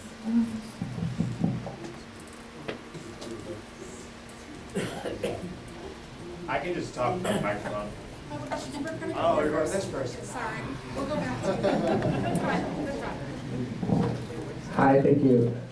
I might have missed it. Is there plans to have municipal Wi-Fi as a competitor to RCN and Comcast as part of this work? So if I can, there's a lot to go over that. If I can sum it up as quick as I can, essentially the pathway towards municipal internet is not necessarily completely closed. It's just that as of right now, with our limited resources on this ARPA-funded project, we're two people and we don't necessarily have the resources to be able to implement that in a way that would be done within 2 years, right? So because of that, we're using our resources as much as we can. And just for the record, it was my decision on focusing on our most needy population. As a strategic planning and equity manager, it was within that purview that I made a decision. But with regard to that, if we have federal funding, if we have Commonwealth funding that we're able to line up and leverage to be able to take on a project like this, it's not to say that it's not possible in the future, but what it is to say is that just the way the current federal funding language is out there and the Commonwealth funding that's language is out there, the focus is on unconnected communities, very low connected communities like Western Massachusetts, rural communities who would be getting a lion's share of the pot, and gateway cities like Chelsea, Everett, Revere, people that had former industries that have shifted away as the economy transitioned over to service-based, technology-based industries like those that exist in Somerville and Boston. For all those reasons above, Somerville is not necessarily best positioned to get funding from these pots that we would need in order to get something like municipal broadband finance or feasibility study done and all of that. So we are hoping that that situation may change or that news may change and we're able to leverage that. But as of right now, because we're not necessarily in the best position to take advantage of those kinds of opportunities, we're focusing on our resources and what we can do with what we have right now. One more question here, and then I'll invite Mayor Ballantyne back up to the podium after this question. Hello. So there seems to be two problems here. There's people not having internet and people not able to use the internet. Why are we looking for a solution for people not having internet when there are federal programs out there currently like ACP, who will come to your house, install internet if you meet the threshold and you have internet? We don't need to create a new system, we just need to partner with the people who have the solution already. Yeah, ACP is expiring pretty soon unless it's renewed, so we need to find a sustainable solution that we can continue that after ACP funding expires. But definitely, we are trying to push the ACP for as long as we have it. It's a federal program, but we haven't heard anything about having it be renewed in funding. Okay. And secondly, I mean, we would just encourage that we create a system in the city that teaches the fundamentals of how to use the internet. I mean, we have our community centers, we have places that people could go, we just need to find the resources for the city to teach it. Yeah, one of them is the Somerville Hub, which we're trying to revamp and have it be accessible to more people. It is a good tool, but you do have to have a little bit of literacy in the digital age to be able to understand it, so we're trying to come up with accessible solutions for people who are in varying levels of the skills and literacy gap as well.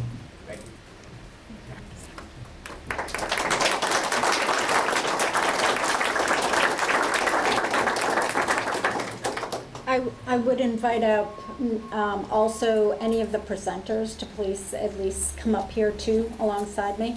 So in case any questions come up for you, we're not running back and forth. Thank you. And we'll start with this half first.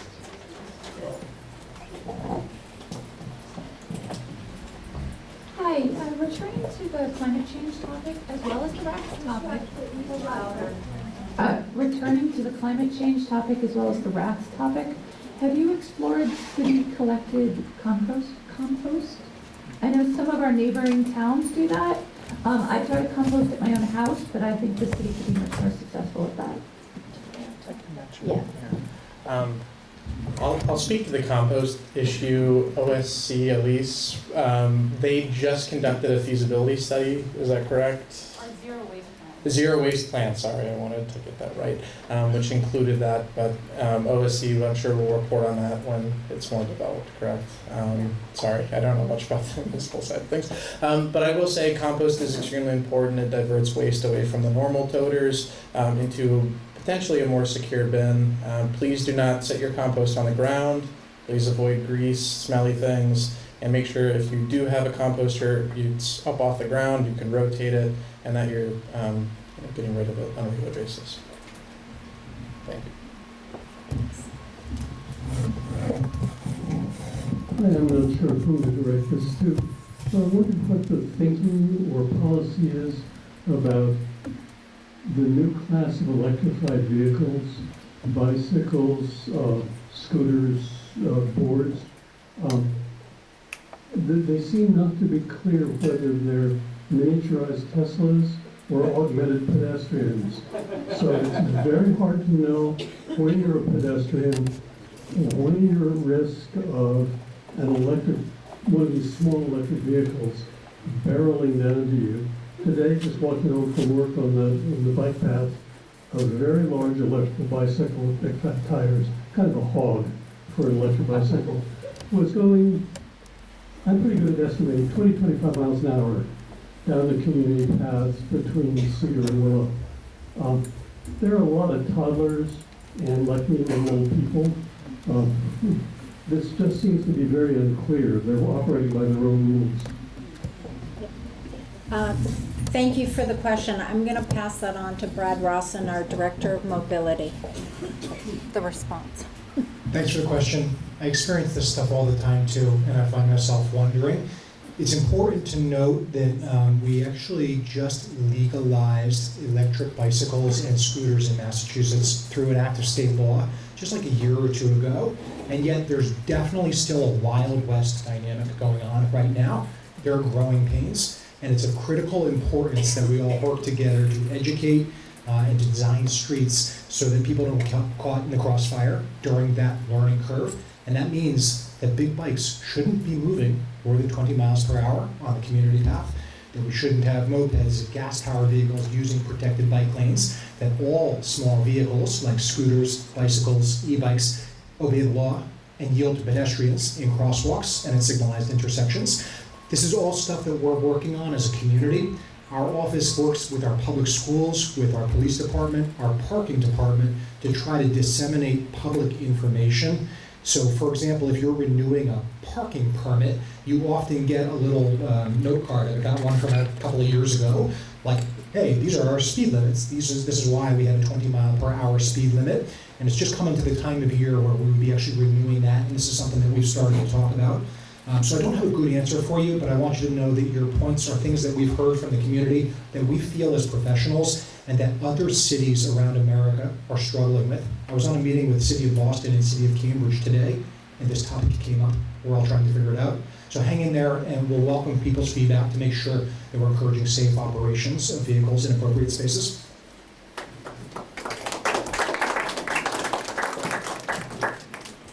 Oh, hi, I'm Lee Auspitz. I live on Chapel Street. I'm wondering whatever happened to the Davis Square neighborhood plan. I believe this is the only neighborhood in the city now that does not have a neighborhood plan. And we've heard, I think 2 years ago, that it was being shifted towards a business plan for the city. But there's no report on it here. We're about to undergo, speaking of rats, if the two 4-story buildings take place in the next 2 years, there will be a massive rat problem in Davis Square. I think it's time to start involving the citizenry a little bit more. I noticed that the mayor's chief of staff mentioned that she did her due diligence by visiting a safe consumption site. She did not mention that she took any citizens with her. I can tell you from the location of the first and only homeless shelter that it was possible, made possible. I live across the street from it, I should say, it was made possible only because of citizen involvement. There are two other things I wanted to call to your attention. That in the absence of a plan, there have been two very consequential changes in the zoning code. One of them is that, which Lance can answer to, that small business overlay district has been slapped onto College Avenue, including the churches. I don't believe it's the subject to any review. In fact, I made a public records inquiry, and no abutter and no owner received a letter informing him or her that this change would be made. And the second consequential one is that there is a measure designed to encourage small business by limiting the frontage stores in Davis Square. I just wonder how this sits with the Be Fresh property. Will this have to be broken up into small units? These are mostly for Lance, I guess. So, thank you, and I'm also just want to mention that Victor Nascimento is here too, who's from our planning department, but I'll pass it over to you, Counselor, first. I can address the plan if you want to talk about in whatever order. I'll go first? All right. Yeah. Thank you. Thank you for your question. I will address the question about Davis Square neighborhood plan and then pass it along to Councilor Davis on the zoning changes questions. We had a public draft that was released of a Davis Square neighborhood plan around towards the end of 2019, 2020. That was the product of a extended community outreach process and had a lot of great idea there, daring content. The pandemic came around, and due to capacity issues and some other challenges, that plan was put on hold. So what we have been able to do starting this year is really dig back into that plan to figure out a path forward. When I talked to the neighborhood the last time, I mentioned that we were aiming to have an updated document out by the summer this year. What happened in the interim is as we did go back and look at the plan in painstakingly detail, in addition to all of the records we had for public comments, community ideas. We basically looked back at the entire history of that process to figure out what is the best way to produce the best document that we can to move this forward.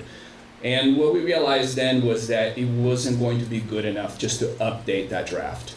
In that 3 to 4 year periods, a lot of things have changed. We have an updated zoning code, an updated comprehensive plan, a number of mobility initiatives like the curbside study and the bike network plan. All of these things have are really impactful for the Davis Square area. And that's in addition to all the long-term effects of the pandemic on the small business community. So we realized if we really wanted to produce something that really is properly updated and integrates all of the improvements and changes in the city, then we would need to rebuild that plan more from the ground up. And we've been working really hard on that throughout this year. And while we're not quite ready yet to announce an official release date, we are really close, and we are projecting that we can do that this fall. That will be followed by a community process. We wanted to put in front of the neighborhood a completed document to honor all of that community process that has already happened. With that said, this completed document will be a draft. We want you to have more than enough time to look at it, tell us how you feel about the different ideas in it, so that we can reshape it, particularly for the folks who weren't even in the neighborhood back when we had that previous process. We just saw earlier in the meeting a couple of folks raising their hands that they just moved here recently. So that's the status, and as soon as I have a more concrete date and timeline, I will be reaching out to everyone via our mailing list and just all of our communication channels. And I want to say I really appreciate everyone's patience while we work on this. We're just trying to make sure we have the best starting point possible for this process, that everything is accurate and relevant to where we are today as a community. Thank you. I just, thank you for that, Victor. I do want to add is It is inaccurate to say Davis Square is the only neighborhood that hasn't had a plan. We are still working on Assembly. Only the plan that was worked on was only for the mall and where the buildings are now. There's a whole bunch of area going over to Home Depot. Also, that is not planned. We have Brick Bottom that we're finishing a plan on, and Innerbelt has not been started. And I will say 15 years ago, the neighbors up in Teal Square have asked for a plan, and I'm sure there are others. So we are, Ball Square, thank you. So I would just say is we're working on them, and there's still a number of squares that haven't been completed. I'm going to pass it over to the good counselor from Ward 6 though now. Thank you. So Lee, I think the other two questions that from your list were the small business overlay as it relates to College Avenue, and then the new addition to the small business overlay that requires a variety of smaller commercial spaces. Is that for those the two that are out there? Okay, thank you. So the reflected the small business overlay up College Avenue. It also goes up Highland and other places. That happened during the zoning overhaul, at the wholesale rewriting of our zoning, which began in 2014, maybe 13, 14, was passed in 2019. So that was part of that entire process. Lots and lots of community process. The small business overlay. Make sure I'm trying to remember, get my specifics here. There used to be something called the neighborhood business zone. And so, for example, the streets up, businesses up on College where there's dentists, for example, there's a lot of dentists up College Ave. Those were allowed because they were in the neighborhood business zone. The original zone did away with the neighborhood business zone, and you know, in improving the drafts over the years, we pointed out we have all these businesses that now either have significant, dense, increase M3, M4, 3-4-story buildings, which maybe is appropriate in some cases, maybe not.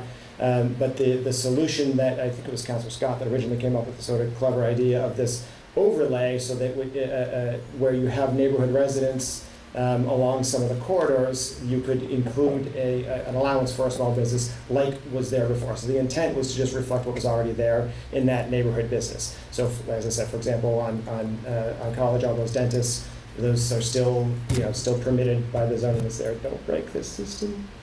So that's that. Hopefully that addresses your question there. And then to the small business space. Good point on Be Fresh, and this actually came up. Where did it come up? It came up in another parcel a year or so ago. So part of looking at Davis Square and I mean, frankly, Union Square and other places as well, I look at places, construction projects, developments that happened before my time on the council, like the CVS building, like the Citizens Bank building, where we have entire blocks that are more or less dead. No knock on the art in the CVS building, I really like that, it's fantastic, but we have one door on either end and nothing in between. Same with the Citizens Bank building. Those to me are failures of public planning.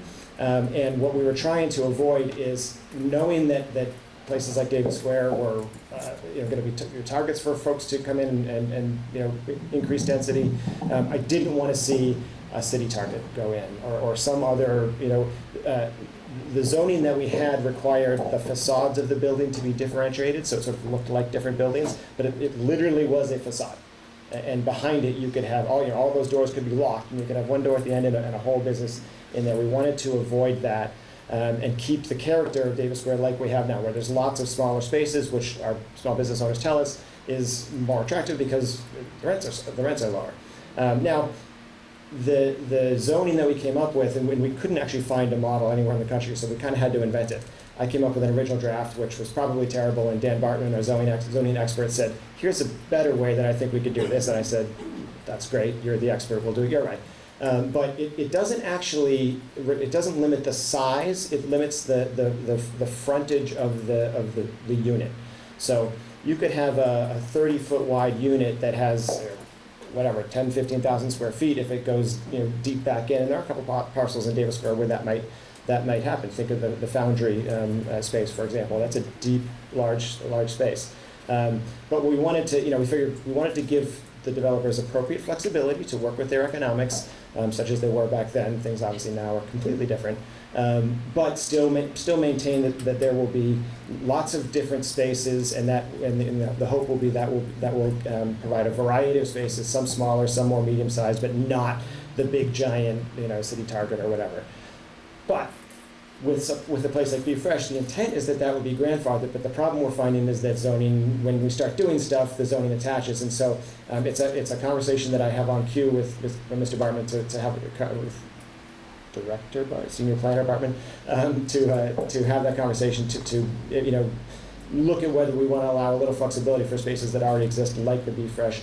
I would love to get another grocery market in there in some way, shape, or form, and then talking with the economic development folks to see if there's a way we can help encourage that to happen. But yeah, that is a good question, a good point, and it's something that we'll have to work, because we certainly don't want that to sort of work backwards against what we intended. Does that answer your questions?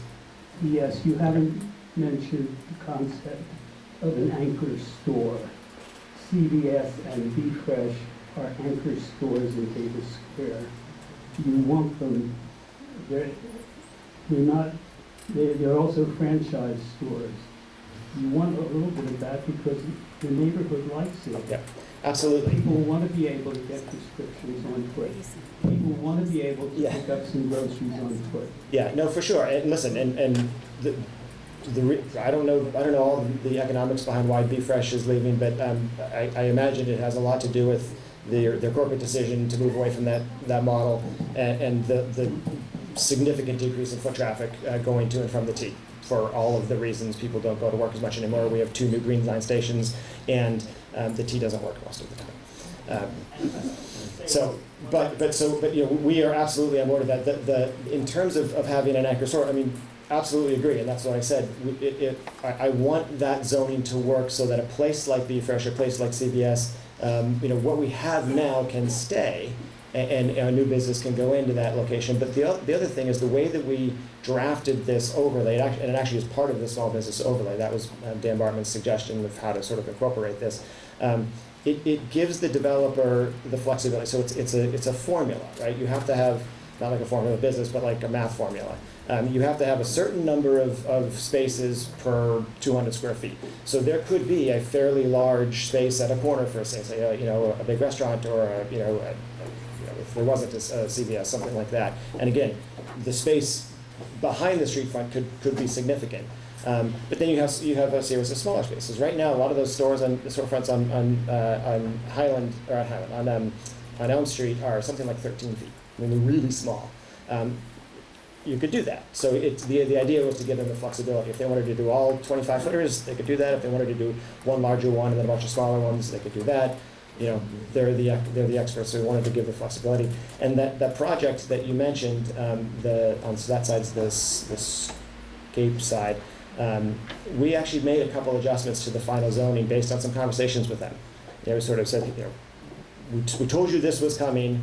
I didn't, but the folks in the administration did, and got their feedback on it. And they said, we get it, we think this works. Here's a couple of tweaks that might make sense. We talked about them, and collectively as council felt that they did make sense. Mayor signed it. I guess you were voting on the council at the time. But so that we got those inputs. So I think it'll work, and I think it gives the developers flexibility. The intent is to keep additional big, large, single unit spaces from being put on the city squares. So. Can I just add Yeah, one? no, right, yes. Hi, everybody. Taking kids across Highland and Grove to King Park is a death-defying experience. Anybody else trying to walk there. I would love to know if there's any plans to put in some speed bumps or maybe a stop sign on Highland. Thank you. Thanks for the question. I've got an 8-year-old, loves Kenny Park. We often come by the community about and know exactly what you're talking about. I really wish I could wave a magic wand and go back to about 2016 when the city was rebuilding some of those sidewalks and repaving that section of Highland. And we could have installed accessible curb ramps, which are required for us to generate another crosswalk. Because everybody knows this, right? The crosswalk is missing a leg. You can cross from the tavern to the bank, but you can't cross from the old Rite Aid City lot to the park. That creates all sorts of turbulence and stress. So you're asking a question about safety, and I wanted to flag the fact that we're missing a leg of the crosswalk. Engineering and mobility are working on ways to rectify that, but it's super complicated. Next time you're out there, look, you'll see like lamp poles in the wrong places, drainage basins. So that's one challenge. A second one is the speed of the traffic and making sure that we actually have physical traffic calming to intercept vehicles coming down Highland Avenue. It opens up to 2 lanes, and I want everybody to know that 2 lanes moving in the same direction is fundamentally unsafe for a variety of reasons. There's all sorts of literature about this. They even have a special name for the types of crashes that occur when 2 lanes are moving in the same direction. They call it a double threat crash. Maybe somebody obeys the law and stops for that pedestrian. The next person doesn't, but the pedestrian thinks that everybody's going to stop. This is a hot spot, and we're working on fixing it. It's not going to be this fall, and I hope there's something we can do together in the springtime or the summer of next year to actually improve safety at that crossing. So it's not a great answer for you, but I want to validate what you're saying about challenges there and know that the city staff are working on it. Quick question, there was a speed hump put on Winslow overnight, no notice, and then they were increased a couple of days later. I don't see why you can't put a speed hump in 2 weeks ago. Yeah, great question. Speed humps work for some streets, not others. As folks probably know from Holland Street and College Avenue, we actually used raised crosswalks where fire apparatus, MBTA buses, larger trucks come, and it's actually just a little trickier to engineer raised crosswalks. To the point earlier about drainage and whatnot, speed humps can leave drainage at the edges. So again, there's a lot of technical stuff here, but this is something that bothers us a lot and we're working on it.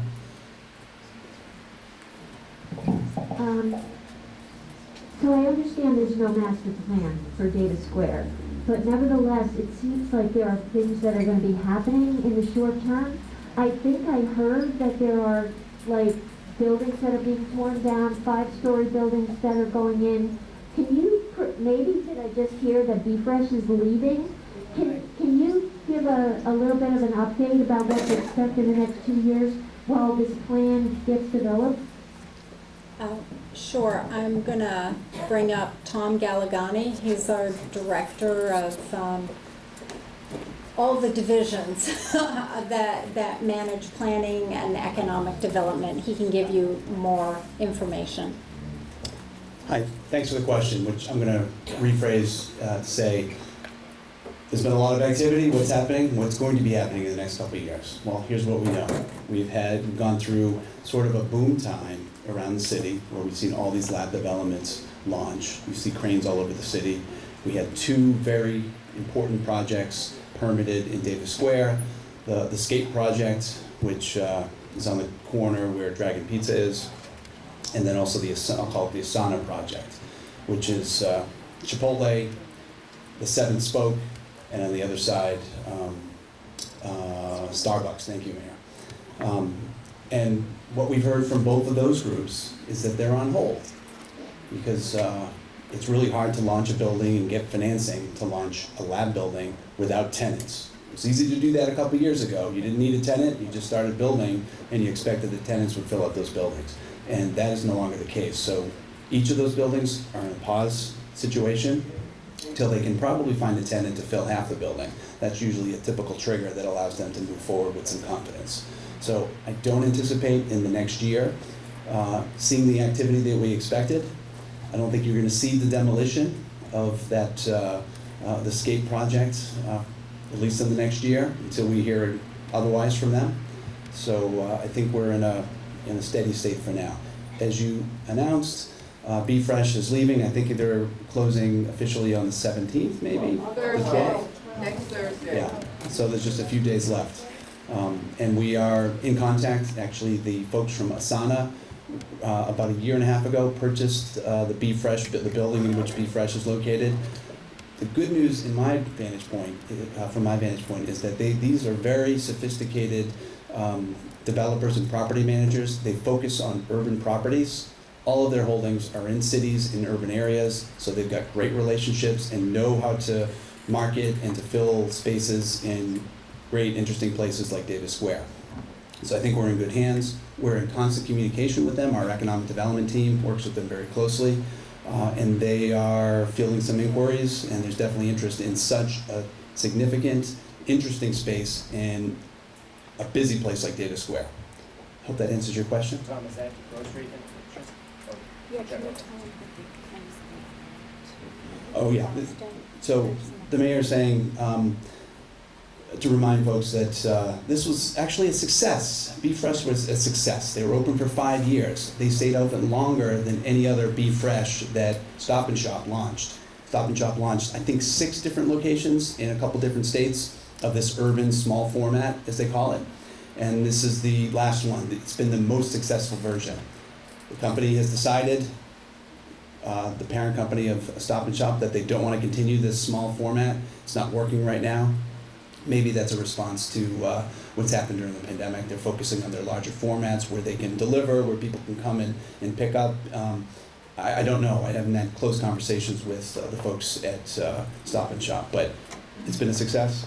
And Councilor Davis, your comment? Oh. You just said that there's been, you said the Asana folks said there's been some interest in the building. Do you mean grocery store interest or just general interest in someone going? I will make a general statement that there is interest from grocery stores in Davis Square. There's a couple spaces that probably work, and we're working closely with not working closely. We are in contact with these folks, and we're hoping that we can really spur their interest. But again, I don't want to raise expectations because things come and things go, and a lot of things, people are tire kickers, and they don't necessarily make that leap. We deal with a lot of inquiries, and we try to work closely to make the most interesting ones happen. Does that make sense? We're in the back corner. Okay. Thank you. I'm very concerned about what you're describing as economic development in Davis Square here, because when over the years there's been community discussions about the types of buildings that would go into those things. The community was very involved, for example, in thinking about the height of the buildings and what kind of when there's going to be dormitories and so on. As far as I know, there really wasn't a lot of community discussion about the decision to bring in biotech labs, tech labs, and I'm really concerned that we're going to see an increase in wealth disparities, even more so in Davis Square. The mission seems to be to bring in very high salaried workers to support businesses that will grow in that area, but at the same time we're seeing much more displacement of the original population in Davis Square. Wow.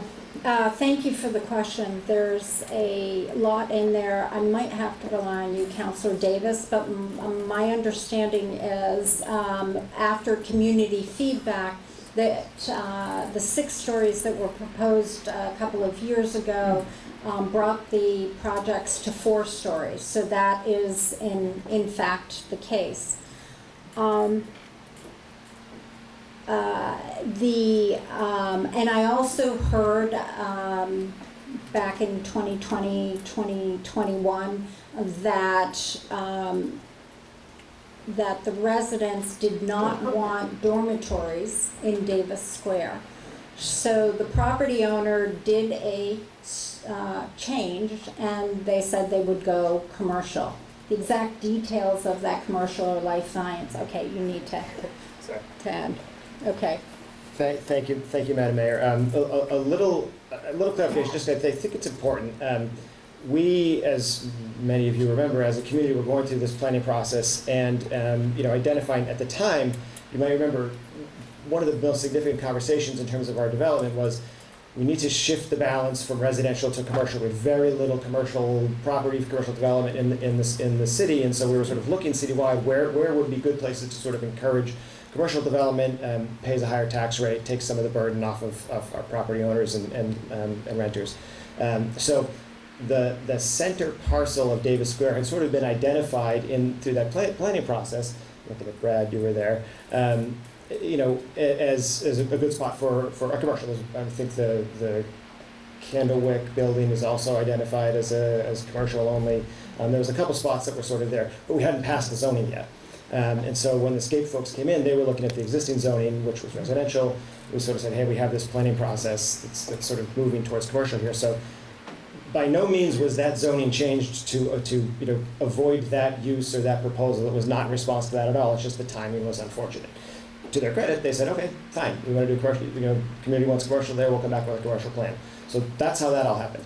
That all said, and this is a breaking news here, I think we might want to go back and look at rezoning that for residential. This project may or may not go forward, and if it does, we certainly need housing. It's become much more clear how much we need housing, and folks aren't going to the office as much anymore. To the question about labs, as Director Galligani said, labs were the thing that everyone thought they could build a few years ago because of business reasons that I don't fully have the expertise to know. That apparently was where the market was, and I guess it's not as much so now. Certainly after COVID, I would assume that just building a regular old office building is probably going to be less successful given the glut of office space there is around the city now. So we absolutely need housing, and so it might be time to take a look back at that. If we do, of course, it'll be any zoning change requires public meetings, public hearings. We'll have that public process. But and if this building, if they decide to pull a permit and go ahead and build it, then great. There's a lot of good things about that project. It is only a 4-story building because that's what the zoning allows. It does have public accessible parking underneath. It will have shift all of the deliveries to the back, so they'll be off of Elm Street, which is a problem we had been trying to figure out how to solve for a while, and they solved it for us, so that was cool. But yeah, hopefully I answered that question. If I could just add a little bit more, you mentioned the word displacement. We are actually working on 3 areas. We have task force and planning that's going on. It's for housing, it's for small businesses, and it's for artists. So we're not finished with that, but we're in the midst of that. The other thing I want to say is I have taken tours of the squares and spoken to the small business owners, and they also come in to speak to us. And I guess I should clarify, when I say the small business owners, I'm talking about many of the restaurants. And what keeps the restaurants economically viable is having daytime traffic. Daytime traffic is brought through people working in the squares. So, and a couple of the restaurant businesses in Davis Square, have said to me, we need that daytime workforce so they can be visiting. Otherwise, we can't open up until 5 p.m. or 6 p.m. because we don't have anybody, frequenting our businesses, and we're not making enough money. But that said, I just wanted to share that back with you, but we are looking at the word displacement and what does it mean for the housing, what does it mean for our small businesses and our artist community. Thank you for bringing that up.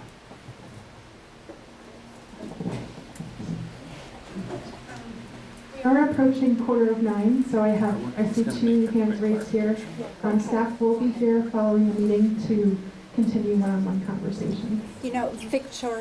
Victor just wants to make a clarification. Yeah, I just want to make a really quick clarification because it was mentioned that the concept that the Davis Square commercial area plan is a master plan, and then that's the thing that will sort of make these determinations.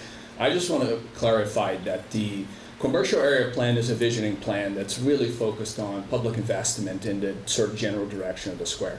What does or isn't permitted in the square is directed more by zoning, and the zoning updates have been ongoing and happened during this time period. So I just want to clarify that while we will discuss recommendations for future zoning changes as part of the commercial area plan, that document does not determine zoning, and that is done through a separate process that is ultimately approved by the City Council. Thank you. Just to confirm, there will be no neighborhood plan, that will be a commercial area. Oh, sure. I can clarify that as well.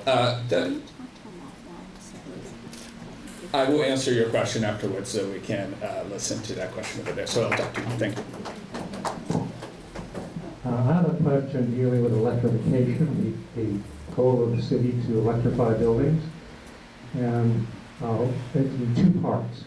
One is, what are the plans to increase the electrical service available for local buildings that are 4, 5, 6 units so they can operate their buildings from gas to heat pumps and stoves. Secondly, has the city undertaken to look into identifying one or two areas for what's called the geothermal microdistrict, which I understand the mayor is familiar with. But if you got any insight to that, I'd love to hear it. Thank you. Do you want to answer? Yeah, okay. I'll try to answer. Oh, Brian's here. Yeah, Brian, go ahead. Perfect. Yes, of course, I was looking for you. I was hiding behind the speaker. So, yeah, again, I'm Brian Polstowait, Director of Engineering. One of the roles that I do is help our wonderful OSE department work with Eversource and National Grid on our energy transition.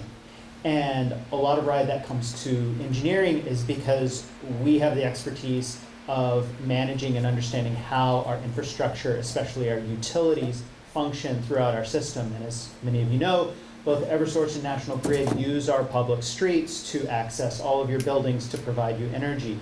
And one of the things that we're working with them on is how much energy we can both bring to the city, and we have many projects with them to increase that capacity. These are decades-long projects that we are working on with them. In addition, and this is something that we've been pushing really hard on them, is how do we increase our distribution system? Our distribution system, we can transmit the electricity to the city, then how do we distribute it amongst all of our private properties throughout the city?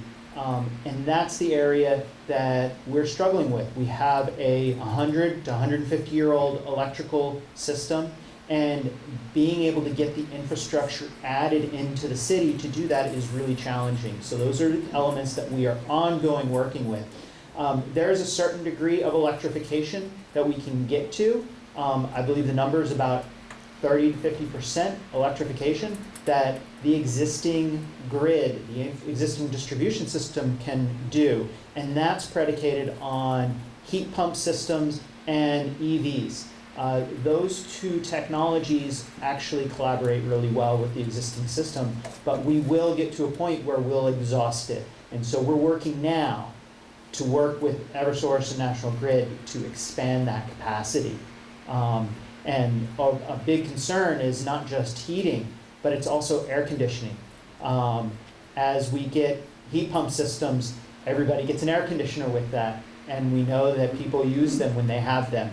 And our temperatures are getting warmer, we're going to be using that AC more. So at some point, it's going to be the summer that's going to be the challenging time for electricity. You also asked about geothermal grids. Massachusetts, with Eversource, and National Grid has another pilot project. Massachusetts is one of the first states that has executed or is executing a microgrid geothermal system. We were in the running as a city to be that pilot. Framingham had a better representative development that could be more replicable through all of their communities that Eversource works in. But we continue to work on that, and I believe we're even moving forward with a study to bring in a consultant to help us understand what are the criteria that goes into that, what are the benefits and the opportunities in the city of Somerville, and particularly underneath Somerville, that can be used to basically sell Somerville as a good location for us so that we can find an infrastructure partner that will help us.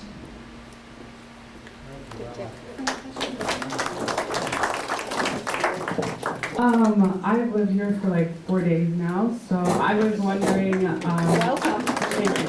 I was wondering if there are any resources for like new members of the community who are interested in being like engaged with their neighbors.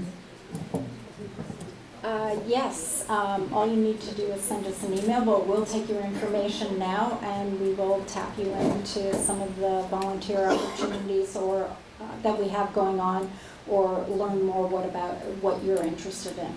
Thank you. That is it for tonight. Thank you all for coming. Again, if we didn't get to your question or if you have any feedback, please send all comments to cm@somervillemayor.com. though.